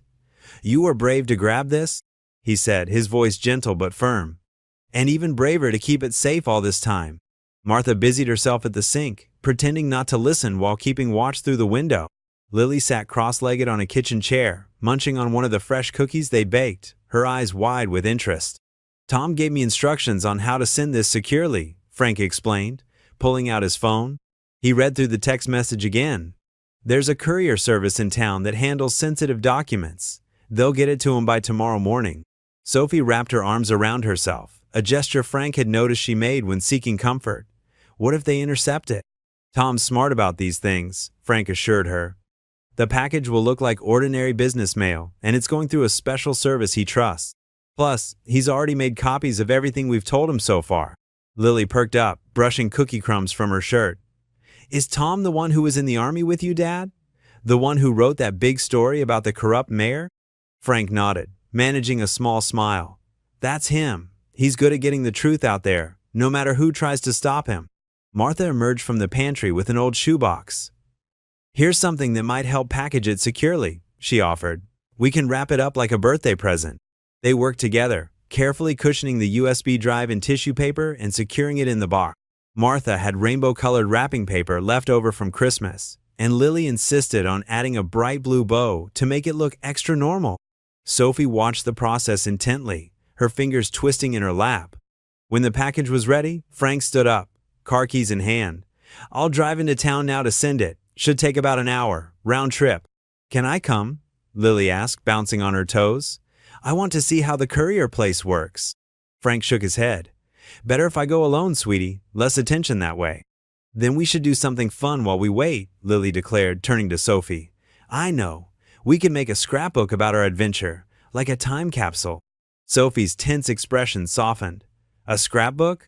"Yeah, Martha. Do you have any craft stuff? We could put in pictures and tickets and maybe press some flowers from your garden and write about everything that's happened." Martha's eyes crinkled with warmth. "I think I have just the thing." She disappeared upstairs and returned with a stack of colored paper, some markers, and an empty photo album with cream-colored pages. "It's been sitting in my craft drawer for ages," Martha explained. "Better it gets used for making memories than collecting dust." For the first time that morning, Sophie's smile reached her eyes. "I used to love making scrapbooks when I was younger," she admitted, "before everything got so complicated." "Perfect," Lily declared, already sorting through the supplies. "We can start with yesterday, when we fed the chickens. I still have one of their feathers." Frank watched the girls settle at the kitchen table, their heads bent together over the blank pages as Martha showed them how to arrange things just so. The sight made his heart both lighter and heavier. Lighter seeing Sophie act like a normal teenager for once, heavier knowing how much she'd been through. "I'll be back soon," he promised, picking up the disguised package. "Stay inside, keep the doors locked." Martha nodded, her expression serious despite her gentle smile. "We'll be fine. The girls and I have plenty to keep us busy." As Frank drove the familiar dirt road toward town, he felt a surge of hope. The USB drive felt like a key, not just to exposing Sophie's stepfather's crimes, but to giving her back some control over her life. Tom would know exactly what to do with the information. The courier service was a small operation in a strip mall, sandwiched between a tax preparation office and a dry cleaner. Frank followed Tom's instructions precisely, paying in cash and using the cover story they'd prepared about sending business documents to an accounting firm. The drive back to Martha's felt lighter, as if a weight had shifted. They had taken action. They had a plan. Most importantly, Sophie had trusted them enough to share her evidence. As he turned onto the long driveway leading to the farmhouse, he could see Sophie and Lily through the kitchen window. They were laughing about something, decorating a page in their new scrapbook while Martha served them milk and more cookies. The scene looked so normal, so right, that Frank allowed himself to imagine a future where Sophie could always feel this safe and happy. Movement caught his eye as he parked. A dark sedan rolled past the property entrance, moving slower than the usual country traffic. Frank watched it in his rear-view mirror, his hands still on the steering wheel. The car continued down the road, unhurried, almost casual, but something about it made the hair on the back of his neck stand up. Martha's weathered hands clutched her apron as she pulled Frank aside in the mudroom. The afternoon sun cast long shadows through the frosted windows, and her usually cheerful face was pinched with worry. "Two men stopped by earlier while you were in town," she said in a low voice, glancing toward the kitchen where Sophie and Lily were working on their scrapbook. "Said they were looking for directions to the highway, but something felt off about them." Frank's shoulders tensed. What did they look like? Dark suits, fancy car, stuck out like sore thumbs around here. One had a scar near his eye. Martha wrung her hands. "They kept looking at the house while we talked. Asked if I lived here alone." Frank ran a hand over his face, feeling the stubble of several days' worry. The familiar weight of responsibility settled deeper into his chest. "Did they say anything else?" "Asked if I'd seen any travelers passing through. Said they were looking for their boss's daughter." Martha's voice dropped even lower. "I played dumb. Told them I hadn't seen anyone but the mailman in days." Through the doorway, Frank could see Sophie helping Lily paste photos into their makeshift scrapbook. They'd used Martha's old magazines and craft supplies to create colorful borders around pictures they'd taken with Frank's phone. Sophie was smiling, showing Lily how to make paper flowers for decoration. The sight made his heart ache. This brief peace they'd found was about to be disrupted again. "We need to move," Frank said quietly. "Tonight, after Lily's asleep, I won't put you at risk by staying longer." Martha gripped his arm. "You don't have to go. My property's big. We could hide the truck in the old barn, and—" Frank shook his head. "Those men showing up means they're closing in. They might come back with more people or watch the house. We need to keep moving." In the kitchen, Lily's delighted laugh rang out as Sophie showed her how to fold an origami bird. The sound twisted something in Frank's chest. His daughter had grown so attached to Sophie in just these few days. "At least stay for dinner," Martha insisted. "I'll make my chicken and dumplings. Give the girls one more good meal before you go." Frank nodded, knowing they could use the energy for the road ahead. "Thank you, Martha, for everything." The afternoon passed in a blur of forced normalcy. Martha bustled around the kitchen, showing Sophie how to roll out dumpling dough while Lily set the table with the good plates, the ones with tiny painted flowers around the edges. Frank kept watch through the windows, noting every passing car. During dinner, he caught Sophie's eye and gave a slight nod. Her face fell for just a moment before she covered it with a smile, helping Lily tell a story about the chickens they'd fed that morning. She understood what was coming. Martha outdid herself with dinner, serving seconds and then slipping extra cookies into napkins for later. When Lily started yawning over her dessert, Frank carried her up to the guest room they'd been using. She fell asleep quickly, still wearing her favorite purple sweater. Once Lily's breathing had deepened into sleep, Frank eased out of the room. He found Sophie already in the hallway, her backpack packed and ready. They moved silently through the house, gathering their few belongings. In the kitchen, Martha pressed a paper bag into Frank's hands. "Sandwiches for the road," she whispered. "And there's cash in there too. Don't argue with me about it." Sophie hugged Martha tightly, burying her face in the older woman's shoulder for a moment. When she stepped back, both of them were wiping away tears. Frank took out a notepad from Martha's drawer and wrote a quick note. "Thank you for everything. We'll never forget your kindness. F.S.L." He left it propped against the cookie jar where Martha would find it in the morning. The old farmhouse creaked softly around them as they made their final preparations to leave. Martha stood at the kitchen window, one hand pressed against the glass, as Frank carried a sleeping Lily to the truck. Sophie followed with their bags, taking one last look at the warm kitchen that had been their sanctuary, even if just for a little while. The neon sign of the Valley View Motel buzzed and flickered against the dark sky, casting alternating shadows of red and blue through the thin curtains. Frank sat in a worn armchair near the window, his body tense despite his exhaustion. Every passing car made him glance through the gap in the curtains, watching headlights sweep across the nearly empty parking lot. They'd driven for hours after leaving Martha's, taking back roads and switching directions several times to throw off any tail. Lily had fallen asleep in the back seat, her head resting against Sophie's shoulder. Now both girls were curled up on one of the twin beds, Lily still clutching the scrapbook they'd started at the farm. The room was small but clean, with faded flowered wallpaper and a dated TV bolted to the wall. Frank had checked every corner when they arrived, making sure the bathroom window was securely latched and testing both locks on the door. He'd parked the truck where he could see it clearly from their second-floor room. Sophie tossed and turned on the bed, her face troubled even in sleep. The past few days had taken their toll. Dark circles shadowed her eyes, and her shoulders remained tight with tension even as she rested. She'd barely touched the sandwich they'd picked up from a drive-thru earlier. Frank's phone vibrated in his pocket, making him start. He answered it quickly, keeping his voice low. "Tom?" "Frank." Tom's voice crackled with static. "I've been going through the files from that USB drive.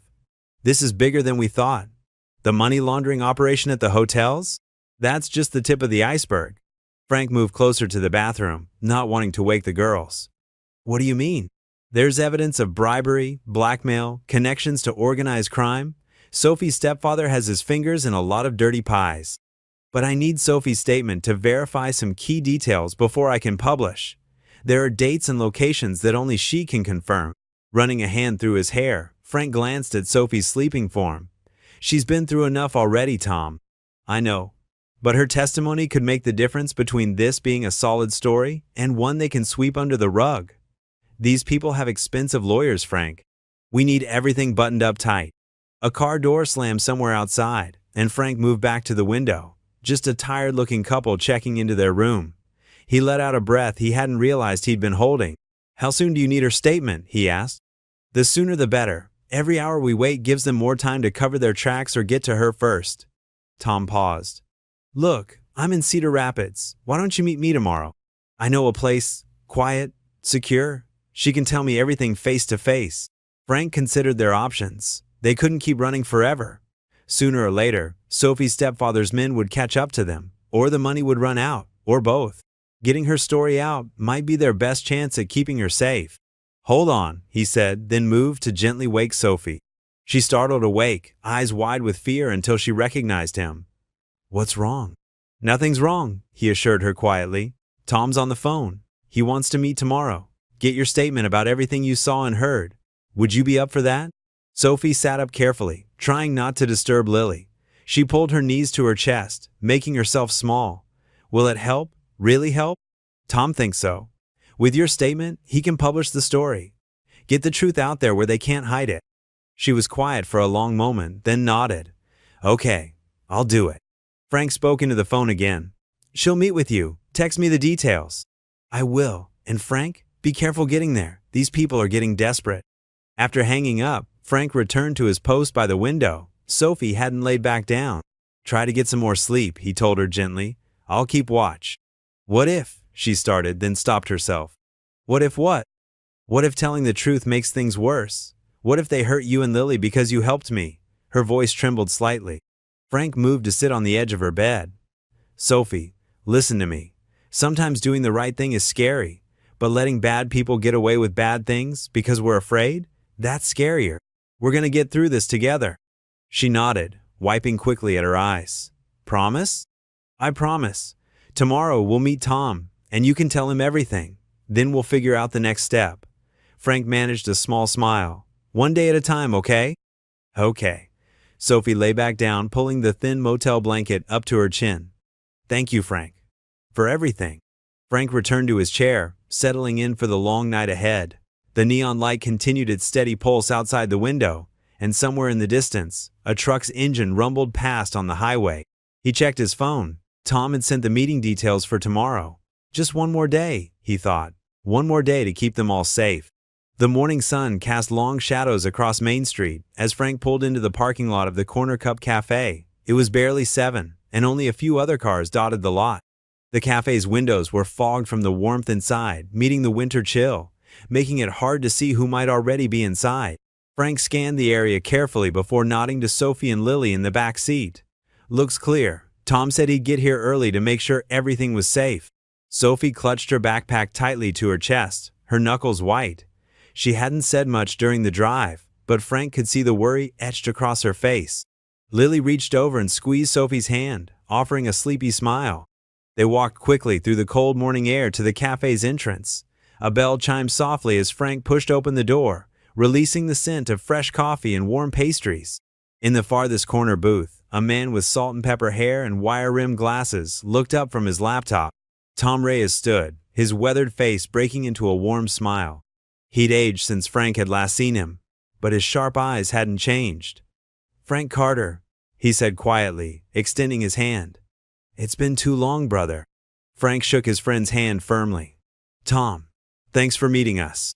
Tom's gaze shifted to Sophie, his expression gentle. "And you must be Sophie. I'm Tom Reyes." He didn't offer his hand, seeming to sense her nervousness. Instead, he gestured to the booth. "Why don't we all sit down? I ordered some hot chocolate for everyone." The vinyl seats creaked as they slid into the booth, Sophie and Lily on one side, Frank next to Tom on the other. A kind-faced waitress brought over 4 steaming mugs of hot chocolate, topped with whipped cream. Lily's eyes lit up at the sight. "I hope you don't mind," Tom said, pulling out a small digital recorder. "I'd like to record our conversation. It's just for my notes. Nothing will be published without your approval, Sophie." Sophie nodded, wrapping her hands around the warm mug. "Okay," she said softly. Tom placed the recorder on the table and pressed record. "Take your time," he said. "Just start from the beginning." Sophie took a deep breath. "It started about 6 months ago," she began, her voice growing steadier as she spoke. "I was supposed to be doing homework in my stepfather's home office. He had stepped out for a phone call, but his computer was still on." She paused, taking a sip of hot chocolate. A small dot of whipped cream stayed on her nose until Lily quietly handed her a napkin. The simple gesture made Sophie smile slightly before continuing. There was an email open on his screen. It had lists of names and numbers, huge numbers, millions of dollars, and locations of different hotels in our chain. At first, I thought it was just business stuff, but then I saw other things.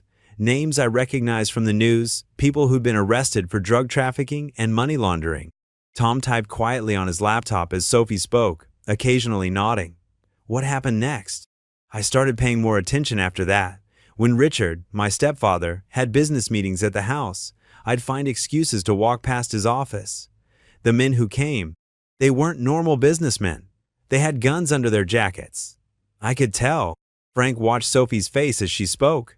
The fear was still there, but something else too, determination. She wasn't just a scared kid anymore. She was fighting back.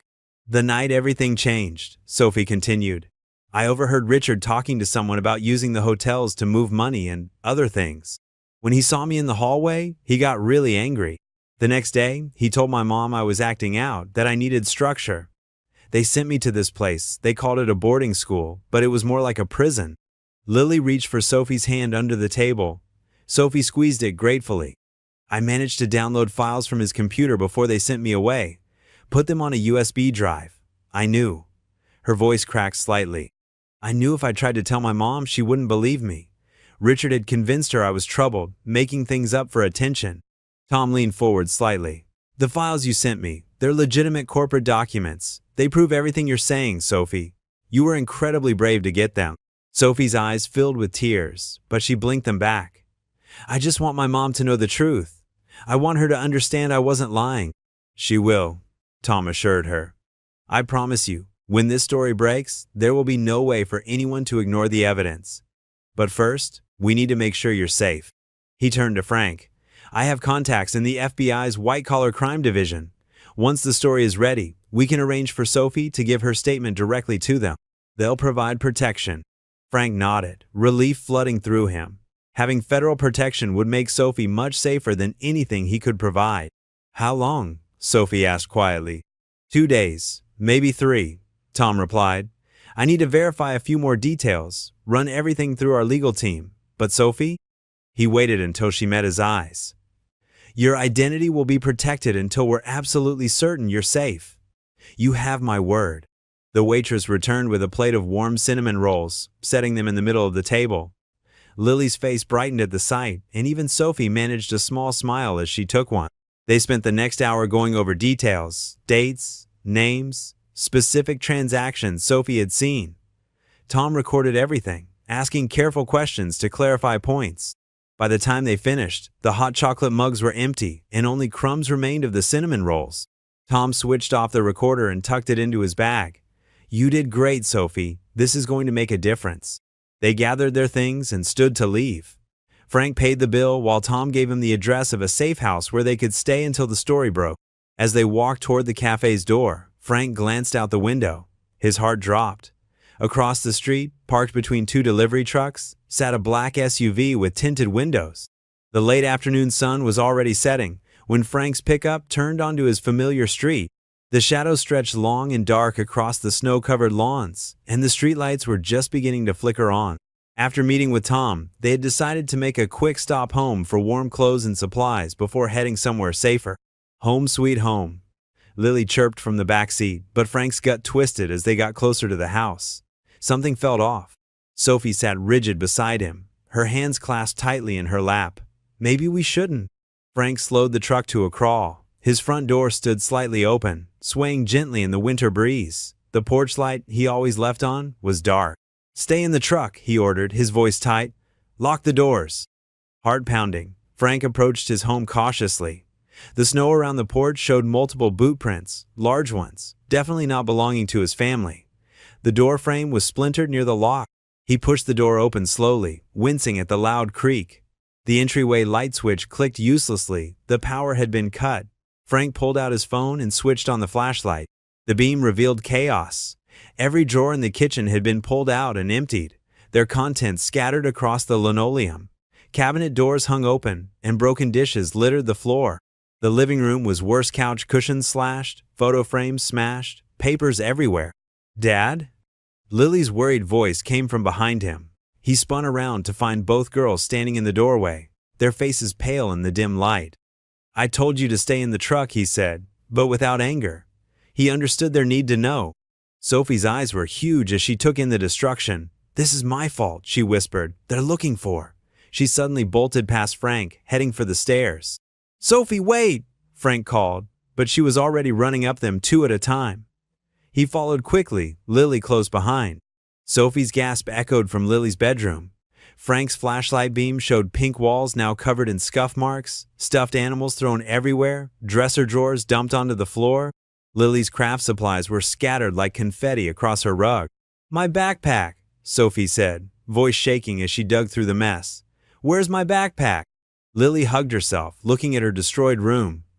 I'm scared, Dad.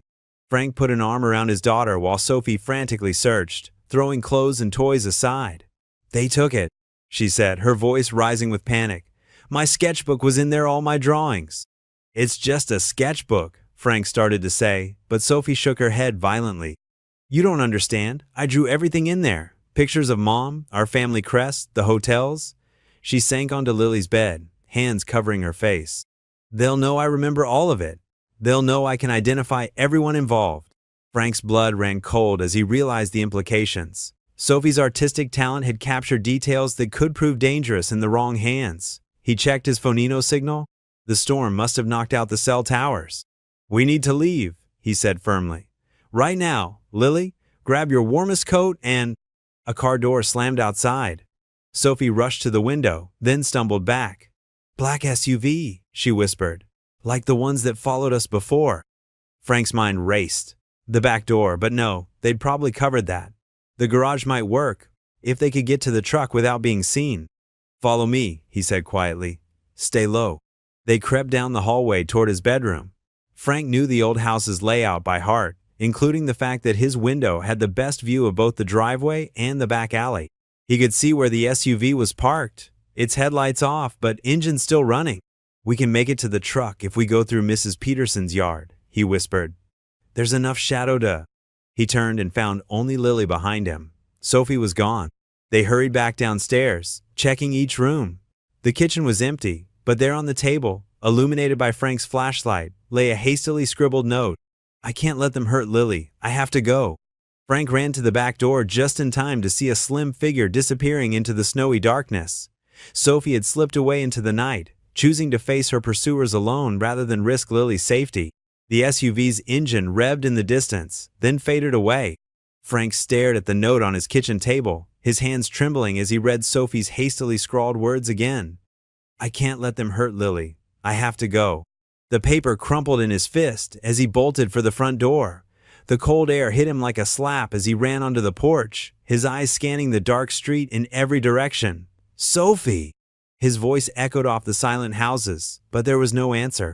Mrs. Henderson from next door hurried over, still wearing her gardening apron despite the late hour. Frank, I saw that poor girl running down the street about 10 minutes ago. A black SUV pulled up beside her. I thought maybe you'd sent someone to pick her up. Frank's heart sank. Which way did they go? Headed east, toward the highway. Mrs. Henderson wrung her hands. Should I have done something? She got in so quickly, I just assumed. It's not your fault, Frank managed, though his throat felt tight. He rushed back inside, where Lily stood in the hallway, hugging herself. Dad, where's Sophie? Stay with Mrs. Henderson for a few minutes, sweetheart. Frank grabbed his phone and dialed Tom's number with shaking fingers. It rang twice before his friend picked up. They got her, Tom. Frank's voice cracked. They broke into the house and she left to protect Lily. Black SUV headed east. Damn it. Tom's voice was tight with concern. Listen carefully, Frank. They're taking her back to the city. That's where Vivian Ashford's headquarters are, the Ashford Tower. Everything leads back there. I'm going after her. You need to be smart about this, Tom cautioned. These people are dangerous. I'm calling in some favors with local law enforcement, but it'll take time. The story's ready to go live, but I promise to protect her, Tom. Frank was already gathering his keys and wallet. I can't wait for the story to break. She's just a kid. Then get to the Ashford Tower, Tom said firmly. I'll send you the address. But Frank, be careful. These aren't just business people we're dealing with. Frank hung up and hurried next door. Mrs. Henderson had already made Lily hot chocolate and turned on cartoons in her living room. The elderly woman took one look at Frank's face and nodded. We'll be fine here. Go get that girl back. Kneeling beside Lily, Frank pulled her into a tight hug. I have to go help Sophie, sweetheart. Mrs. Henderson will take good care of you until I get back. Lily's small hands gripped his jacket. Is Sophie in trouble? Yes, but I'm going to fix it. Frank kissed her forehead. I promise. Like when you fixed Mrs. Peterson's car, when everyone else said it couldn't be fixed? Despite everything, Frank managed a small smile. Just like that. I'll bring her home. Back in his truck, Frank checked the address Tom had sent. The Ashford Tower was 3 hours away in good weather. With his ancient pickup and the icy roads, it might take longer. He didn't care. The engine roared to life, and Frank pulled away from the curb. His headlights cut through the darkness as snow began to fall again, fat flakes swirling in his high beams. The truck's heater rattled and coughed before finally pumping out warm air. The radio crackled with late-night country music, but Frank switched it off. His mind was too full of Sophie's face when she'd first climbed into his truck that snowy night. How lost and afraid she'd looked. How she'd slowly begun to trust him. to smile, to play with Lily. How she'd finally started to feel safe. "I'm coming, kiddo," he muttered, pressing the gas pedal harder as he merged onto the highway. The old truck protested but steadied at a speed that was probably higher than it should be attempting. His phone buzzed with a text from Tom. "Story goes live in 3 hours. We'll meet you there. Don't do anything stupid before I arrive." Frank didn't respond. His focus was entirely on the road ahead, on eating up the miles between him and Sophie. The snow fell harder, but he didn't slow down. The wipers squeaked across the windshield in a steady rhythm that matched his heartbeat. Other cars grew scarce as the night deepened. The highway stretched before him like a dark ribbon, the yellow lines flashing past in an endless stream. Every now and then, he'd pass a semi-truck, its massive frame making his pickup shudder in the wind draft. He thought about Sophie's drawings, in that stolen sketchbook detailed scenes of hotel lobbies and overheard conversations carefully documented in the margins. She'd been so brave, gathering evidence while pretending everything was normal, and now she'd given herself up to protect his daughter. The truck's engine coughed, and Frank patted the dashboard.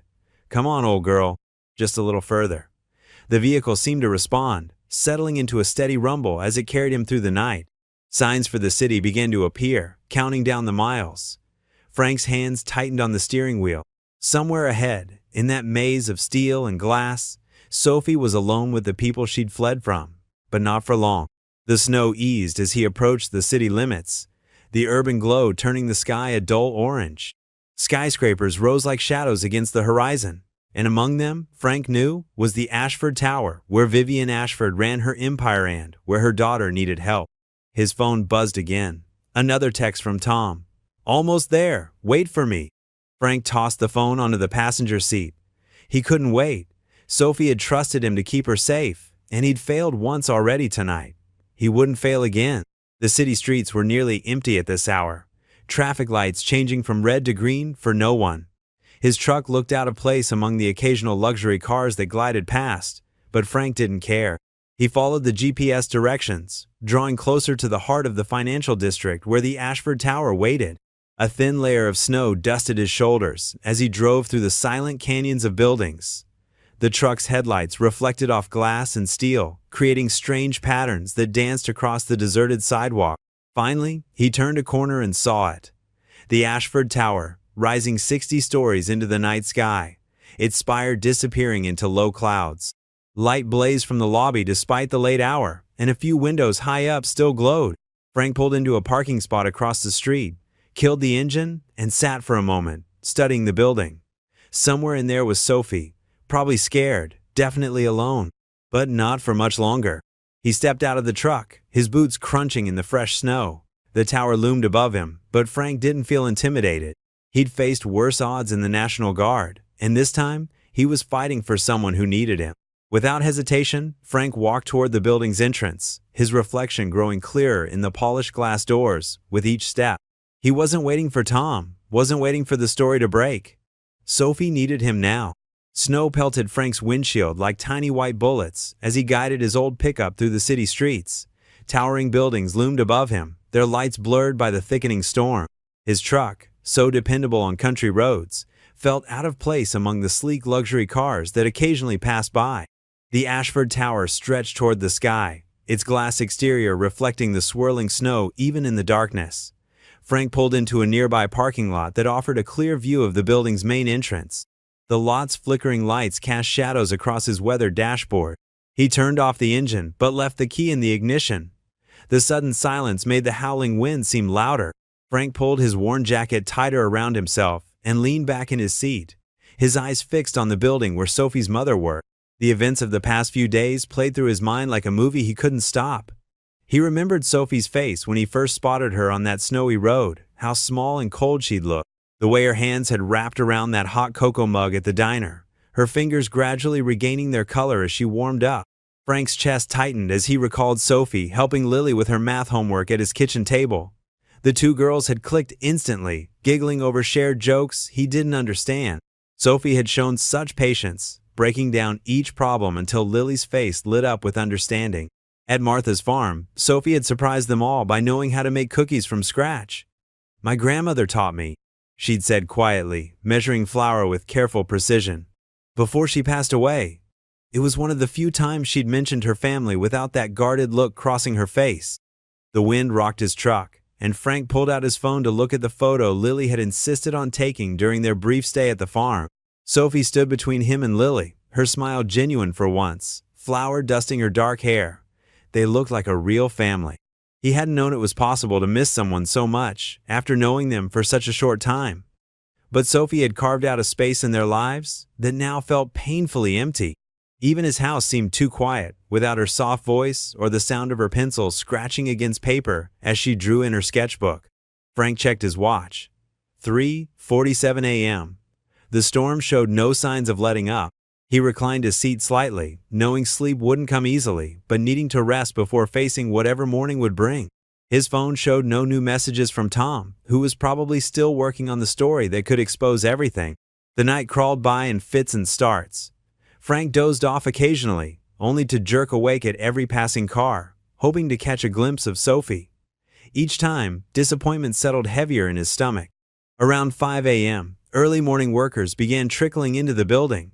Security guards in crisp uniforms took their positions. Frank watched them all, studying their routines, looking for any sign of Sophie or the men who'd taken her. He thought about the note she'd left. "I can't let them hurt Lily." The words had been slightly smudged, as if tears had fallen while she wrote them. Sophie had sacrificed her own safety to protect his daughter, his family. Now it was his turn to protect her. The snow gradually eased as dawn approached. Frank used a handful of napkins from his glove compartment to wipe condensation from his windows, keeping the building in clear view. The rising sun painted the glass tower in shades of pink and gold, making it look almost warm and welcoming despite its imposing height. At 6:30, Frank finally stepped out of his truck. His joints protested after the long night, and he stretched carefully, aware of how out of place he must look in his work clothes and old jacket.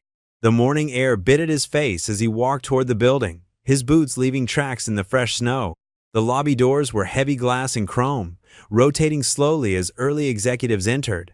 Frank took a deep breath, straightened his shoulders, and stepped inside. The contrast between the bitter cold and the lobby's warmth made his ears ring. Everything gleamed: the marble floors, the brushed metal walls, the elaborate light fixtures overhead.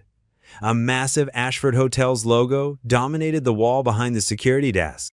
Frank's work boots squeaked against the polished floor as he approached the front desk, leaving small puddles of melted snow in his wake. The pristine lobby stretched before him, a world away from his small-town life. But somewhere in this building was the woman who needed to hear the truth about her daughter, and Frank wasn't leaving until she did. The marble-floored lobby of Ashford Tower gleamed under pristine lighting. Frank's work boots left wet marks on the polished surface as he approached the curved security desk. His reflection in the dark granite counter showed a man who hadn't slept, his usually neat appearance rumpled from the hours in his truck. Two security guards in crisp black uniforms watched him carefully. The younger one stepped forward, hand resting casually near his hip. "Can I help you, sir?" "I need to see Vivian Ashford," Frank said, his voice steady despite his exhaustion. "It's about her daughter." The guard's expression didn't change. "Ms. Ashford's schedule is fully booked. If you'd like to make an appointment?" "No appointments," Frank cut in. "This can't wait. Sophie's in danger." At the mention of Sophie's name, the older guard touched his earpiece. The younger one moved closer to Frank. "Sir, I'm going to have to ask you to leave." Frank planted his feet firmly. "I'm not going anywhere until Vivian Ashford hears what I have to say." More security personnel appeared from side doors, their faces stern. The lobby's other occupants, men and women in expensive suits, gave them a wide berth as they hurried to elevators. "Last warning," the young guard said. "Leave now or we'll remove you." Frank raised his voice, not shouting but projecting clearly across the lobby. "Tell Vivian Ashford that Frank Carter is here about Sophie. Tell her Sophie left this note." He held up the crumpled paper from his kitchen table. The older guard spoke quietly into his radio. Minutes ticked by. Frank stood his ground as office workers streamed around him, shooting curious glances his way. His back ached from the night in his truck, but he didn't move. Finally, the elevator doors opened. Vivian Ashford stepped out, every bit as elegant as her magazine photos. Her gray suit looked perfectly pressed. Her silver-streaked dark hair swept into a precise twist. Her heels clicked sharply on the marble as she approached. "I'm Vivian Ashford," she said, her voice cool and controlled. You claim to have information about my daughter? Frank met her eyes. They were the same, deep brown as Sophie's. Your daughter's been staying with me and my little girl. She ran away from that boarding school because she found out something about your husband's business dealings. Something illegal. Vivian's perfectly composed expression didn't waver. My daughter is safe at her school. I spoke with the headmistress myself last week. No, ma'am. Frank pulled out his phone and showed her a photo Lily had taken of Sophie helping with homework at their kitchen table. She was at my house until last night. Then some men broke in, ransacked the place. Sophie left this note saying they threatened my daughter if she didn't go with them. He held out the note. Vivian took it with manicured fingers that trembled slightly as she read Sophie's hurried handwriting. That's impossible, she said, but uncertainty had crept into her voice. Robert would never. Your husband's been using the hotels for money laundering? Frank said quietly. Sophie overheard something she shouldn't have. That's why he sent her away. She has proof she gave it to a reporter friend of mine. Color drained from Vivian's face. Robert said she was acting out, making wild accusations. She's terrified, Mrs. Ashford. Those men who took her, they work for your husband. They've been following us for days. Sophie's not safe with them. Vivian's perfectly maintained facade cracked. She stared at the photo on Frank's phone, Sophie smiling, helping Lily with math homework, looking relaxed and happy. I haven't seen her smile like that in years, Vivian whispered. She's a wonderful girl, Frank said gently. Smart, kind, great with my daughter. But right now, she needs her mother to believe her. Vivian's hand tightened around Sophie's note. Her other hand went to the pendant at her throat, golden locket identical to Sophie's. When you say she has proof, documents, recordings, all on a USB drive. My reporter friend has copies. He's ready to publish, but we wanted to make sure Sophie was safe first. The mention of her husband's name had shattered Vivian's careful composure. Her eyes widened with dawning horror as pieces clicked into place. Sophie's desperate phone calls from school, Robert's insistence on handling all communication with their daughter, his late-night meetings she'd never questioned. Oh God, she breathed. What have I let happen to my baby? Vivian Ashford's office occupied the entire top floor of the building. Floor-to-ceiling windows offered a panoramic view of the snow-covered city, but Frank barely noticed the scenery. He sat in a leather chair, watching as Vivian paced back and forth, speaking rapidly into her phone. I want them there within the hour, she commanded, her voice carrying the authority of someone used to being obeyed instantly. Every facility, every property we own within a 100-mile radius. Yes, all of them. She paused, listening. I don't care about clearance levels.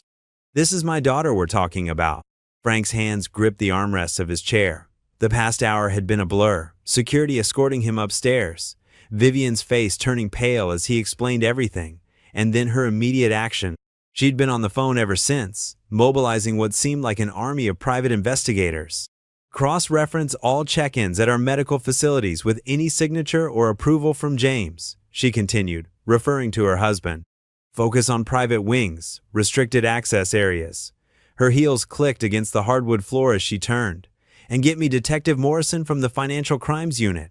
A young assistant hurried in with a tablet, showing Vivian something that made her stop mid-stride. There, she said, pointing at the screen. That signature pattern. It's the same one he uses for board documents. She turned to Frank. We've found something. The next 45 minutes felt like years. Vivian's team worked with precision, narrowing down locations and cross-checking security footage. Frank watched as she transformed from the polished CEO he'd first met into a fierce mother bear, demanding updates every few minutes. Got it, the assistant finally announced, bursting into the office. Private clinic on the outskirts, registered under a subsidiary company, but the authorization trails lead directly to Mr. Ashford. Vivian grabbed her coat. Call ahead. Tell them I'm coming personally, and if anyone tries to stop me, they'll be looking for a new job before sunset. She turned to Frank. You're coming with me. The drive to the clinic took 20 minutes through the snowy streets. Vivian's driver navigated the luxury sedan smoothly while she made more calls, arranging for police to meet them there. Frank stared out the window, his heart pounding. He'd promised to protect Sophie, and now, finally, they were close. The clinic looked more like a spa retreat than a medical facility, with its modern architecture nestled among snow-covered pine trees. A team of suited investigators met them at the entrance, along with 2 police cars parked discreetly at the side. "Third floor, East Wing," one of the investigators reported. "Private suite under the name Sarah James." 2 guards posted. Vivienne strode through the automatic doors like an avenging angel, her wool coat billowing behind her. The clinic staff scrambled to get out of her way. Frank followed close behind, his protective instincts on high alert. At the 3rd floor, they found the guards already being questioned by police. One look at Vivienne's face, and they quickly stepped aside. She pushed open the door to the suite, Frank right behind her. Sophie sat in an armchair by the window, wrapped in a thick blanket, her face turned toward the falling snow. She looked smaller somehow, more vulnerable than Frank remembered. At the sound of the door, she turned, her eyes widening in disbelief. "Mom?" Her voice cracked on the word. Vivienne rushed forward, all her CEO composure forgotten. "Sophie! Oh my God, Sophie!" She pulled her daughter into her arms, and Sophie burst into tears. "I tried to tell you," Sophie sobbed into her mother's shoulder, "about James, about everything, but he said you wouldn't believe me." "I'm so sorry," Vivienne whispered, stroking Sophie's hair. "I'm so sorry. I didn't see it sooner. But I believe you now, and I promise you, I promise, nothing like this will ever happen again." Sophie pulled back slightly, her tear-stained face uncertain. "Really? Really?" Vivienne cupped her daughter's face in her hands. "The police are already looking for James. He'll never come near you again. I've been such a fool, so blind, but that ends today." Sophie's eyes found Frank over her mother's shoulder. "Frank helped me," she said. "He protected me when no one else would." Vivienne turned to look at him too, her eyes full of gratitude. "Yes, he did, and we'll never forget that." Frank felt a lump in his throat. The sight of Sophie safe in her mother's arms made everything, the sleepless nights, the fear, the chase, worth it. Quietly, he backed toward the door. This was their moment, a mother and daughter finding their way back to each other. They needed privacy to begin healing. As he slipped out into the hallway, he heard Sophie's voice again, stronger now, telling her mother everything. Frank smiled to himself. Sophie was safe. She was home. And sometimes, that was all that mattered. The door clicked shut behind him, leaving mother and daughter to their reunion. Tom Reyes sat in his favorite newsroom chair, watching multiple screens as the story broke across every major network. His article had gone live just minutes ago, and already the phones were ringing off the hook. He'd worked through the night, carefully fact-checking every detail from Sophie's USB drive, matching dates and names to corporate records.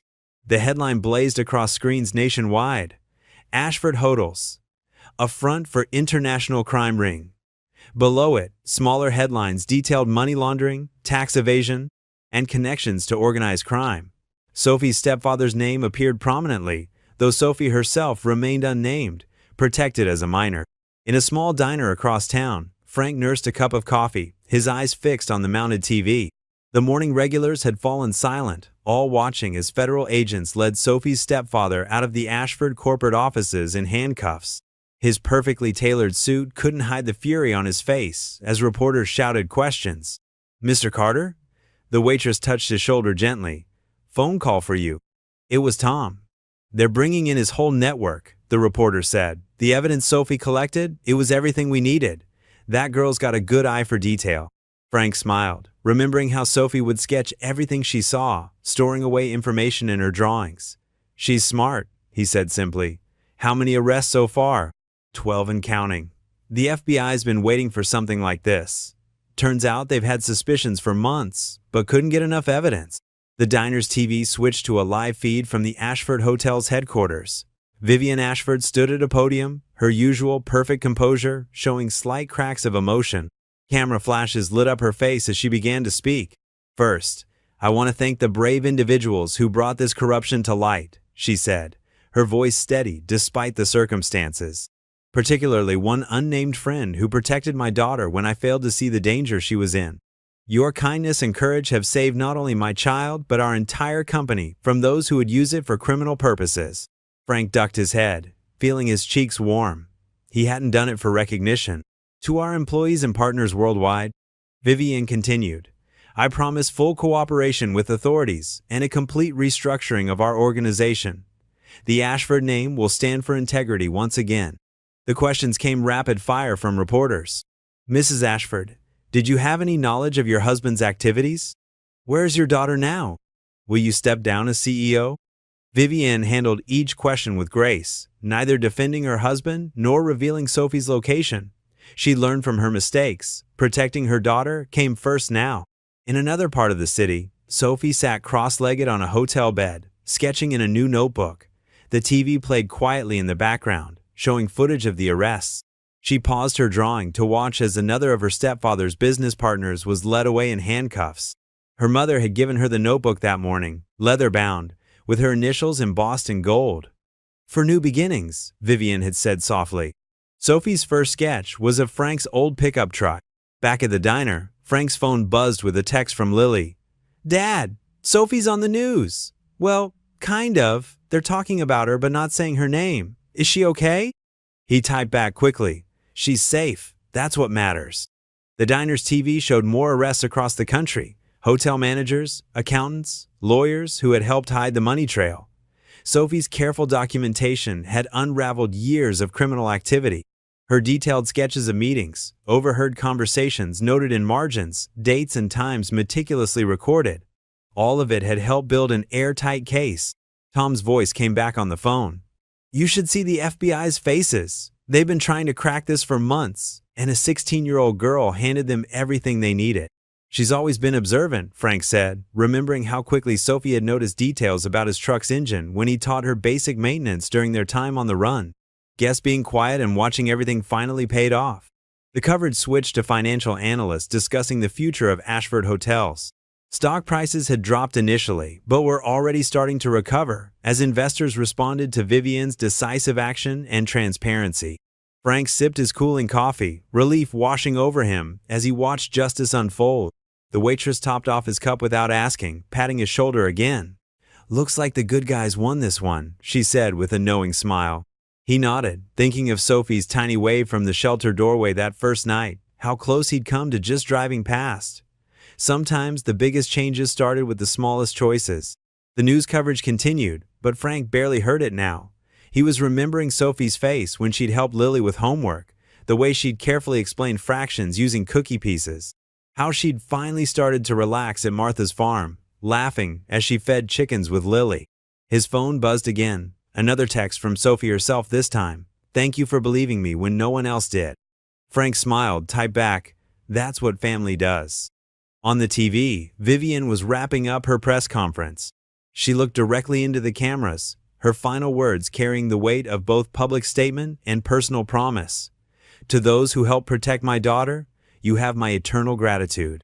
Sometimes the truest strength comes not from power or position, but from simple human kindness. Frank paid his bill and stepped out into the morning sunshine. The story would dominate the news for weeks to come, but his part in it was done. Sophie was safe, justice was being served, and that was enough. The winter sun cast long shadows through the towering glass windows of Vivienne Ashford's corner office. Frank Carter felt out of place among the sleek modern furniture and abstract art. His work boots had left small puddles of melted snow on the polished marble floor, and his hands, though scrubbed clean, still showed the stubborn stains of years of mechanical work. Vivienne sat behind her massive desk, her posture perfect but her eyes softer than they'd been during their first meeting in the lobby. She'd changed in the past few days. The Ice Queen CEO had thawed into something more human. Maybe it was the relief of having Sophie back, or the shock of discovering her husband's betrayal. But she seemed different now. Mr. Carter, she began, then paused and smiled slightly. Frank, I hope you'll let me call you Frank. He nodded, shifting in the expensive leather chair. Yes, ma'am. What you did for Sophie? Vivienne's voice caught slightly. She opened a drawer and pulled out a white envelope. You put yourself at risk. You opened your home to her. You protected her when I... She stopped, composing herself. When I failed to see what was happening in my own house. Anyone would have done the same, Frank said quietly. Vivienne shook her head. No, they wouldn't have, and we both know it. She slid the envelope across the desk. This is just a small token of my gratitude. Frank didn't touch it. Ma'am, I appreciate the gesture, but I didn't help Sophie for money. Please, just look at it, she insisted. Reluctantly, Frank picked up the envelope and peeked inside. His eyes widened at the check's amount. Enough to buy several new repair shops, with plenty left over. I can't accept this, he said firmly, placing it back on the desk. Frank? Vivian leaned forward, her voice gentle but determined. You work double shifts. Your house needs repairs. Your shop could use new equipment. Let me help you the way you help my daughter. Frank shook his head. The only payment I need is knowing Sophie's safe now. Vivian studied him for a long moment, then smiled. You're a proud man, Frank Carter. I respect that. She took back the envelope and tore the check in half. But what about the girls? The girls? Sophie told me about Lily, about how they became like sisters. Vivian pulled out another envelope. This is different. This is a college fund, for both of them. Equal amounts, to be held in trust until they're ready for university. Frank's throat tightened. He'd been lying awake at night, wondering how he'd ever afford to send Lily to college. His savings account was always one car repair or medical bill away from empty. That's very generous, he managed. It's the least I can do. Vivian stood and walked to the window, looking out over the city. Sophie's gonna need therapy, time to heal, but she talks about Lily every day, about the cookies they baked together, the scrapbook they started. She turned back to Frank. I don't want them to lose that connection. Frank thought about how Lily had been asking about Sophie every morning since she left, how his daughter's eyes lit up whenever Sophie's name was mentioned. And there's one more thing, Vivian continued. I've arranged for a contractor to repair your house. The damage from the break-in, yes, but also the older issues. The leaky roof, the drafty windows, Sophie mentioned them. Mrs. Ashford. Vivienne, please. Vivienne, Frank corrected himself. That's too much. The college funds, maybe, for the girls, but the house is non-negotiable. Her tone was kind but firm. Consider it compensation for damages caused by my husband's men. It's a liability issue, really. A small smile played at her lips. You wouldn't want me to face legal troubles, would you? Frank couldn't help but chuckle at her clever manipulation. You're good at this. I didn't build this company by accepting no easily. She returned to her desk and sat down. The college funds and the house repairs. That's my final offer. Frank looked down at his calloused hands, thinking of Lily's future, of how Sophie deserved every chance to pursue her dreams after everything she'd been through.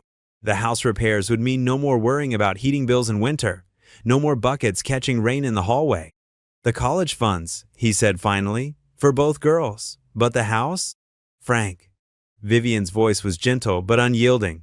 Let me do this, not just for you, but for Sophie. She cares about you and Lily. Knowing you're both taken care of, it would mean everything to her. Frank thought about Sophie's face when she'd first stepped into his humble home, how she'd never once shown anything but gratitude for the simple meals and worn furniture, how she'd helped Lily with homework at their scratch kitchen table, looking more at peace there than in all the luxury she'd grown up with. The repairs only, he conceded.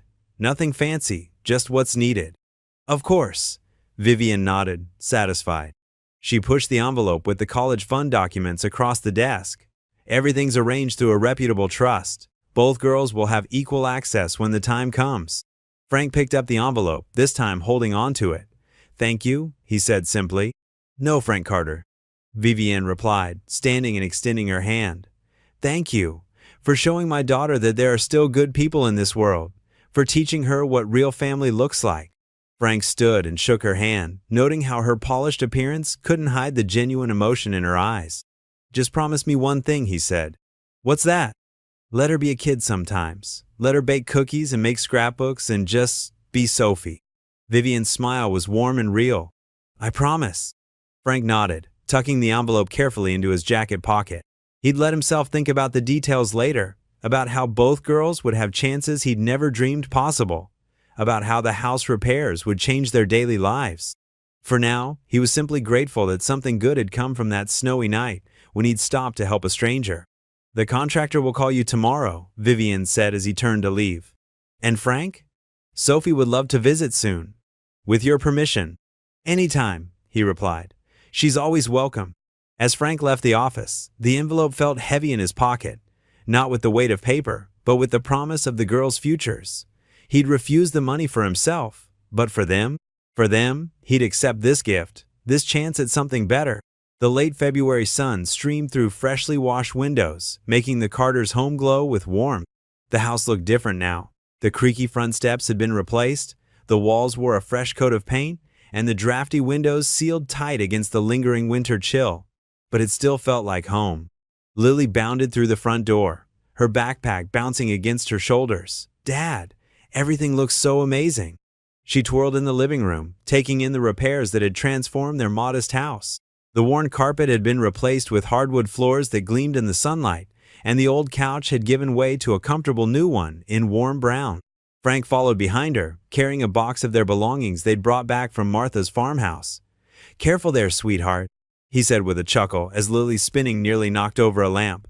"Why don't you go check out your room?" "Oh my gosh, yes!" Lily raced up the stairs, her footsteps thundering overhead.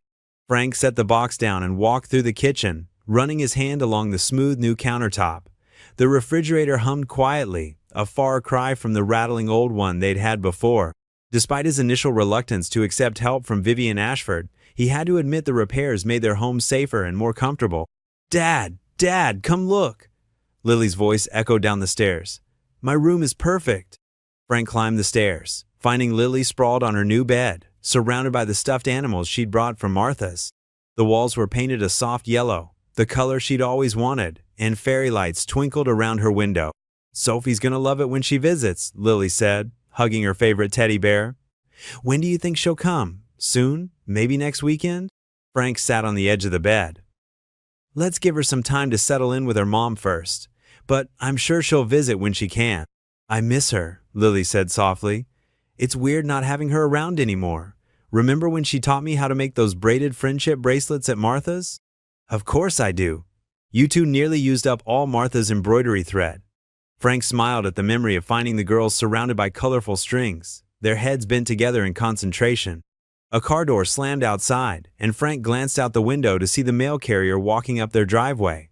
"I'll be right back," he told Lily, who was already arranging her stuffed animals in a precise circle on her bed.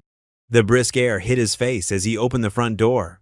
Among the stack of envelopes was a thick cream-colored one, addressed in careful handwriting, "To Frank and Lily Carter." Back inside, Frank called up the stairs, "Lily, there's a letter from Sophie." The stuffed animals went flying as Lily scrambled down the stairs. "Really? Open it! Open it!" They sat together at the kitchen table as Frank carefully opened the envelope. Inside was a folded letter, along with several loose pages covered in Sophie's detailed sketches. "Look!" Lily spread out the drawings. There was one of Martha's farmhouse, the chickens pecking in the yard. Another showed Lily and Sophie baking cookies, flour dusting their faces. A sketch of Frank's old truck captured every dent and scratch with loving detail. Frank unfolded the letter, and Lily leaned against his shoulder to read along. "Dear Frank and Lily, I've been trying to write this letter for days, but the words never seem big enough to say what I want to say. How do you thank someone for saving your life? For showing you what a real family feels like? Mom and I are doing better every day.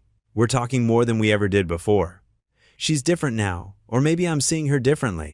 She tells me about when she was young, before the hotels and the money.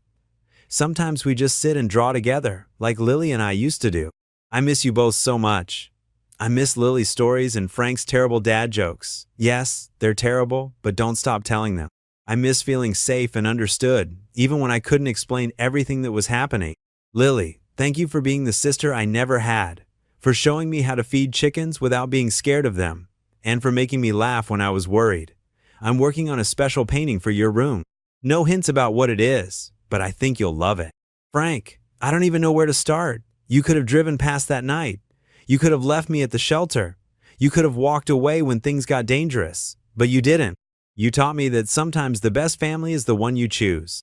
Mom says I can visit soon, once everything settles down. The police are still talking to a lot of people, but Mom's lawyers say it's almost over. My stepfather and his friends will be in jail for a long time.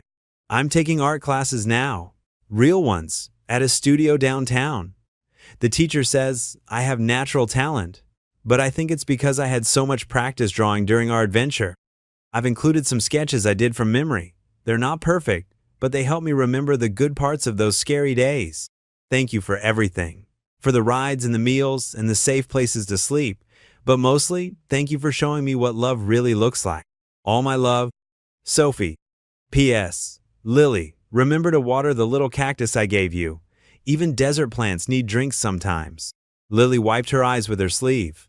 I'm going to write back right now, and I'll send her pictures of my new room. She rushed upstairs to get her art supplies.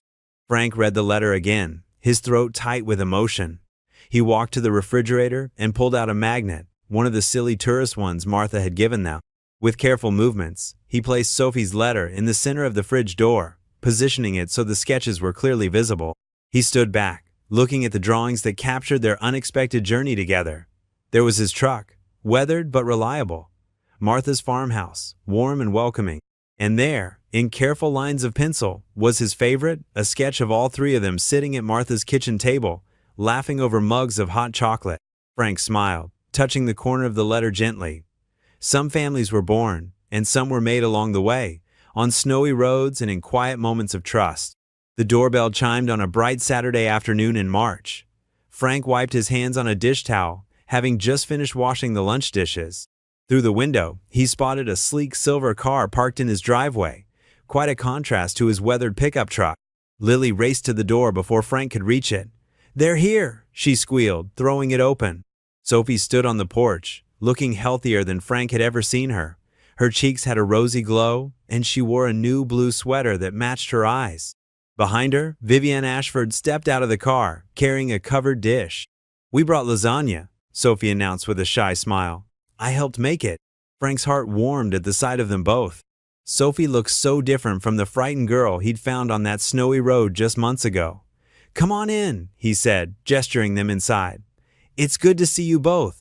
Lily grabbed Sophie's hand. "Want to see my new art supplies? And Dad built us a tire swing in the backyard." Sophie glanced at her mother, who nodded with an encouraging smile. "Go ahead, sweetheart. Mr. Carter and I can chat." "Please, it's just Frank," he insisted, taking the lasagna from Vivienne. In the kitchen, he set it on the counter while Vivienne settled at the small table by the window. Outside, they could hear the girls' laughter as they pushed each other on the tire swing. The sound made both adults smile. "She's different with your daughter?" Vivienne observed softly. "More free. More like the little girl I remember before." She trailed off, watching the scene through the window. Frank poured them both coffee. "Lily has that effect on people. She never met a stranger she couldn't turn into a friend. Like father, like daughter," Vivienne said, accepting the mug. "I never properly thanked you, Frank, not just for protecting Sophie, but for showing her what family should feel like." He shifted in his chair, uncomfortable with the praise. "Anyone would have done the same." "No," Vivienne said firmly. "They wouldn't have. You risked everything, your safety, your home, your daughter's security, for a stranger. That's remarkable." Through the window, they watched as Sophie showed Lily how to make daisy chains from the early spring flowers dotting the lawn. The girls sat cross-legged in the grass, their heads bent together in concentration. "Sophie's starting therapy next week," Vivienne shared. "The doctor says she's handling everything remarkably well, all things considered. She talks about you and Lily constantly." Frank nodded, thinking of the frightened teenager who'd hidden her pain behind silence those first few days. "She's strong. Stronger than she knows." A burst of laughter drew their attention back outside. Lily had managed to tangle herself in the daisy chain, and Sophie was carefully helping her unwind it, both of them giggling. "Dad," Sophie called through the open window, "can you show Lily how to do the braided friendship bracelet thing you taught me at Martha's farm?" The word "dad" hung in the air for a moment. Frank felt his throat tighten with emotion. He caught Vivienne's eye and saw understanding there, maybe even gratitude. "Sure thing, sweetheart," he managed to reply, his voice a little rough. "Let me grab some string." He found embroidery floss in Lily's craft box and joined the girls in the yard. The grass was cool and slightly damp beneath them as they sat in a circle. Frank demonstrated the simple braiding pattern he'd learned years ago in summer camp, then watched as Sophie patiently showed Lily how to weave the colorful threads together. "You're really good at teaching," Lily told Sophie admiringly. Sophie beamed at the compliment. "Well, I had a good teacher." She bumped her shoulder against Frank's, and he felt that new word, "Dad," echo in his heart again. Vivienne brought out lemonade and cookies, and they all sat in the spring sunshine, talking and laughing. The afternoon stretched on, golden and peaceful. Frank noticed how Vivienne had relaxed, her corporate polish softening into something more natural. She'd kicked off her expensive shoes to sit in the grass, letting Lily show her how to make a proper daisy chain crown. As the sun began to dip, Sophie helped Frank fire up the old grill, while Vivian and Lily set the table inside. The rich smell of cooking lasagna filled the kitchen, mingling with the aroma of grilled vegetables. "This is nice," Sophie said quietly, as she handed Frank a plate of bell peppers to grill. "It feels like how things should be." Frank understood what she meant. The easy warmth of family, the simple joy of sharing a meal together. These were the things that healed, that made a house a home. They gathered around the kitchen table, which seemed smaller with 4 people, but somehow perfect. Lily chatted excitedly about her school's upcoming spring concert, while Sophie shared news about her art classes and a mural she was helping paint at a local community center. The lasagna was delicious, and Frank noticed with satisfaction that Sophie took seconds, a far cry from the girl who'd barely touched her food that first night at the diner. Vivian had relaxed enough to tell funny stories about her own childhood, making the girls laugh with tales of her misadventures learning to cook. Laughter filled the kitchen, bright and genuine. Frank looked around the table at these faces that had become so dear to him. His sunshine-hearted Lily, brave Sophie, who'd found her smile again, and Vivienne, who was proving to be as resilient as her daughter in her own way.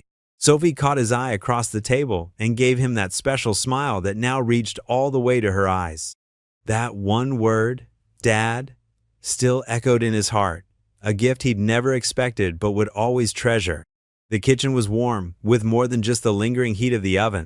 It was warm with connection, with healing, with the kind of love that builds bridges across the broken places and makes families out of strangers. As they passed around second helpings of lasagna and shared the last cookies, Frank knew that this simple moment of shared joy was what really mattered. The evening air held a crisp chill as Frank settled into the old wooden rocking chair on his front porch. The sky had cleared after a cloudy day, revealing a tapestry of stars that sparkled like scattered diamonds. He could still smell the lingering aroma of the pot roast they'd shared for dinner, and his heart felt full from the warmth of the evening they'd just spent together. Lily patted out in her fuzzy pink slippers, clutching her favorite blanket. Without a word, she climbed onto his lap like she used to do when she was smaller, though now her legs dangled over the side of the chair. Frank wrapped the blanket around them both, and the chair creaked gently as they rocked. "That was nice," Lily murmured, her head resting against his shoulder. "Having Sophie and Miss Vivienne over." Frank nodded, his thoughts drifting back to that January night that seemed both yesterday and a lifetime ago. The wind had been fierce then, cutting through his jacket as he'd spotted that lone figure on the road. He remembered how Sophie had huddled against the passenger door of his truck, her thin coat offering little protection against the winter cold. "You know, Sweet Pea," he said softly, "I almost drove past that night. Almost told myself it wasn't my business, that someone else would help." Lily shifted to look up at him. "But you didn't." "No, I didn't." Frank gazed at the stars, remembering the way Sophie's hands had trembled around that cup of hot cocoa at the diner. Something just didn't feel right about leaving her there. The porch swing at the far end of the deck swayed slightly in the breeze, reminding him of the afternoon they'd spent installing it last weekend, a gift from Vivienne that he'd finally accepted after Sophie insisted. He smiled, thinking of how different things were now compared to those tense days on the run. "Remember Martha's farm?" Lily asked, playing with a loose thread on the blanket. "And how Sophie taught me to make those chocolate chip cookies?" "Sure do. You two nearly covered the whole kitchen in flour." Frank chuckled at the memory. "Martha still talks about that when I call her." A comfortable silence fell between them as they watched a satellite track slowly across the night sky. Frank thought about the USB drive that had changed everything, about those nerve-wracking days waiting for Tom's story to break. He remembered the gut-wrenching moment they discovered Sophie's note, and the desperate drive to the city through the storm. "Dad?" Lily's voice was thoughtful. "Did you know it would turn out okay when you first stopped to help Sophie?" Frank shook his head. "No, honey. I just knew someone needed help. Sometimes that's all you can know." He thought about Sophie calling him Dad earlier that evening, how natural it had sounded, how it had caught in his chest like a physical thing. He thought about Vivienne's transformation from a distant corporate figure to a fierce mother bear fighting for her daughter, the way she'd hugged him before leaving tonight, whispering, "Thank you," with tears in her eyes. The night air grew cooler, and Frank pulled the blanket tighter around Lily. A car passed on the street, its headlights sweeping across the front yard where Sophie and Lily had spent the afternoon drawing with sidewalk chalk. The colorful designs still decorated the driveway, hearts, flowers, and a surprisingly good sketch of Frank's old truck that Sophie had drawn. "You know what Sophie told me today?" Lily said, yawning. "She said that night in your truck was the first time she felt safe in months. She said she knew right away you were one of the good guys." Frank's throat tightened. He remembered Sophie's words from earlier. "You're the dad I wished I had growing up." How she'd hugged him tight, no longer the scared girl from that snowy night, but a young woman growing into her strength. Above them, the stars continued their ancient dance across the sky. A meteor streaked past, quick, bright, and gone in an instant, like that moment of decision on a dark winter road. Frank thought about how life could pivot on such small choices, stopping or driving past, offering help or minding your own business, speaking up or staying silent. The porch light cast a warm glow around them, and Lily's breathing had grown deeper, more rhythmic. Frank knew she was fighting sleep, trying to stretch out this peaceful moment just a little longer. He understood the feeling. Something cold and wet touched his cheek. Looking up, he saw the first snowflakes beginning to fall. Not the harsh driving snow of that January night, but gentle flakes that drifted down like feathers. They caught the porch light as they fell, each one a tiny miracle of ice and light. Lily stirred. "Look, Dad, snow!" "Just like the night we met Sophie," Frank said softly, watching the flakes settle on the porch railing. They stayed there, father and daughter, as the snow continued its gentle descent, coating the world in a fresh blanket of white. It covered Sophie's chalk drawings, but Frank knew new ones would replace them soon enough. He thought about the college funds Vivian had set up, about the future opening up for both girls. He thought about second chances and new beginnings, about how help often comes from unexpected places, and how giving it can transform the giver as much as the receiver. The snow fell silently around them, and Frank held his daughter close, overwhelmed by gratitude for this moment, for the simple gift of being able to help when help was needed. Sometimes, he whispered more to himself than to Lily, the smallest kindness can change everything. The snow continued to fall, gentle as a blessing, while father and daughter watched in peaceful silence, wrapped in their blanket and the quiet magic of the moment. What would you do if you were in their place? Comment your answer below, and let's see how you'd rewrite the ending. If you thought this was just the beginning, you're right. Click through and see where the story takes you next. If you enjoyed the story of Frank Carter, I handpicked the next story that you will enjoy. Please don't miss this one. Click here to watch it.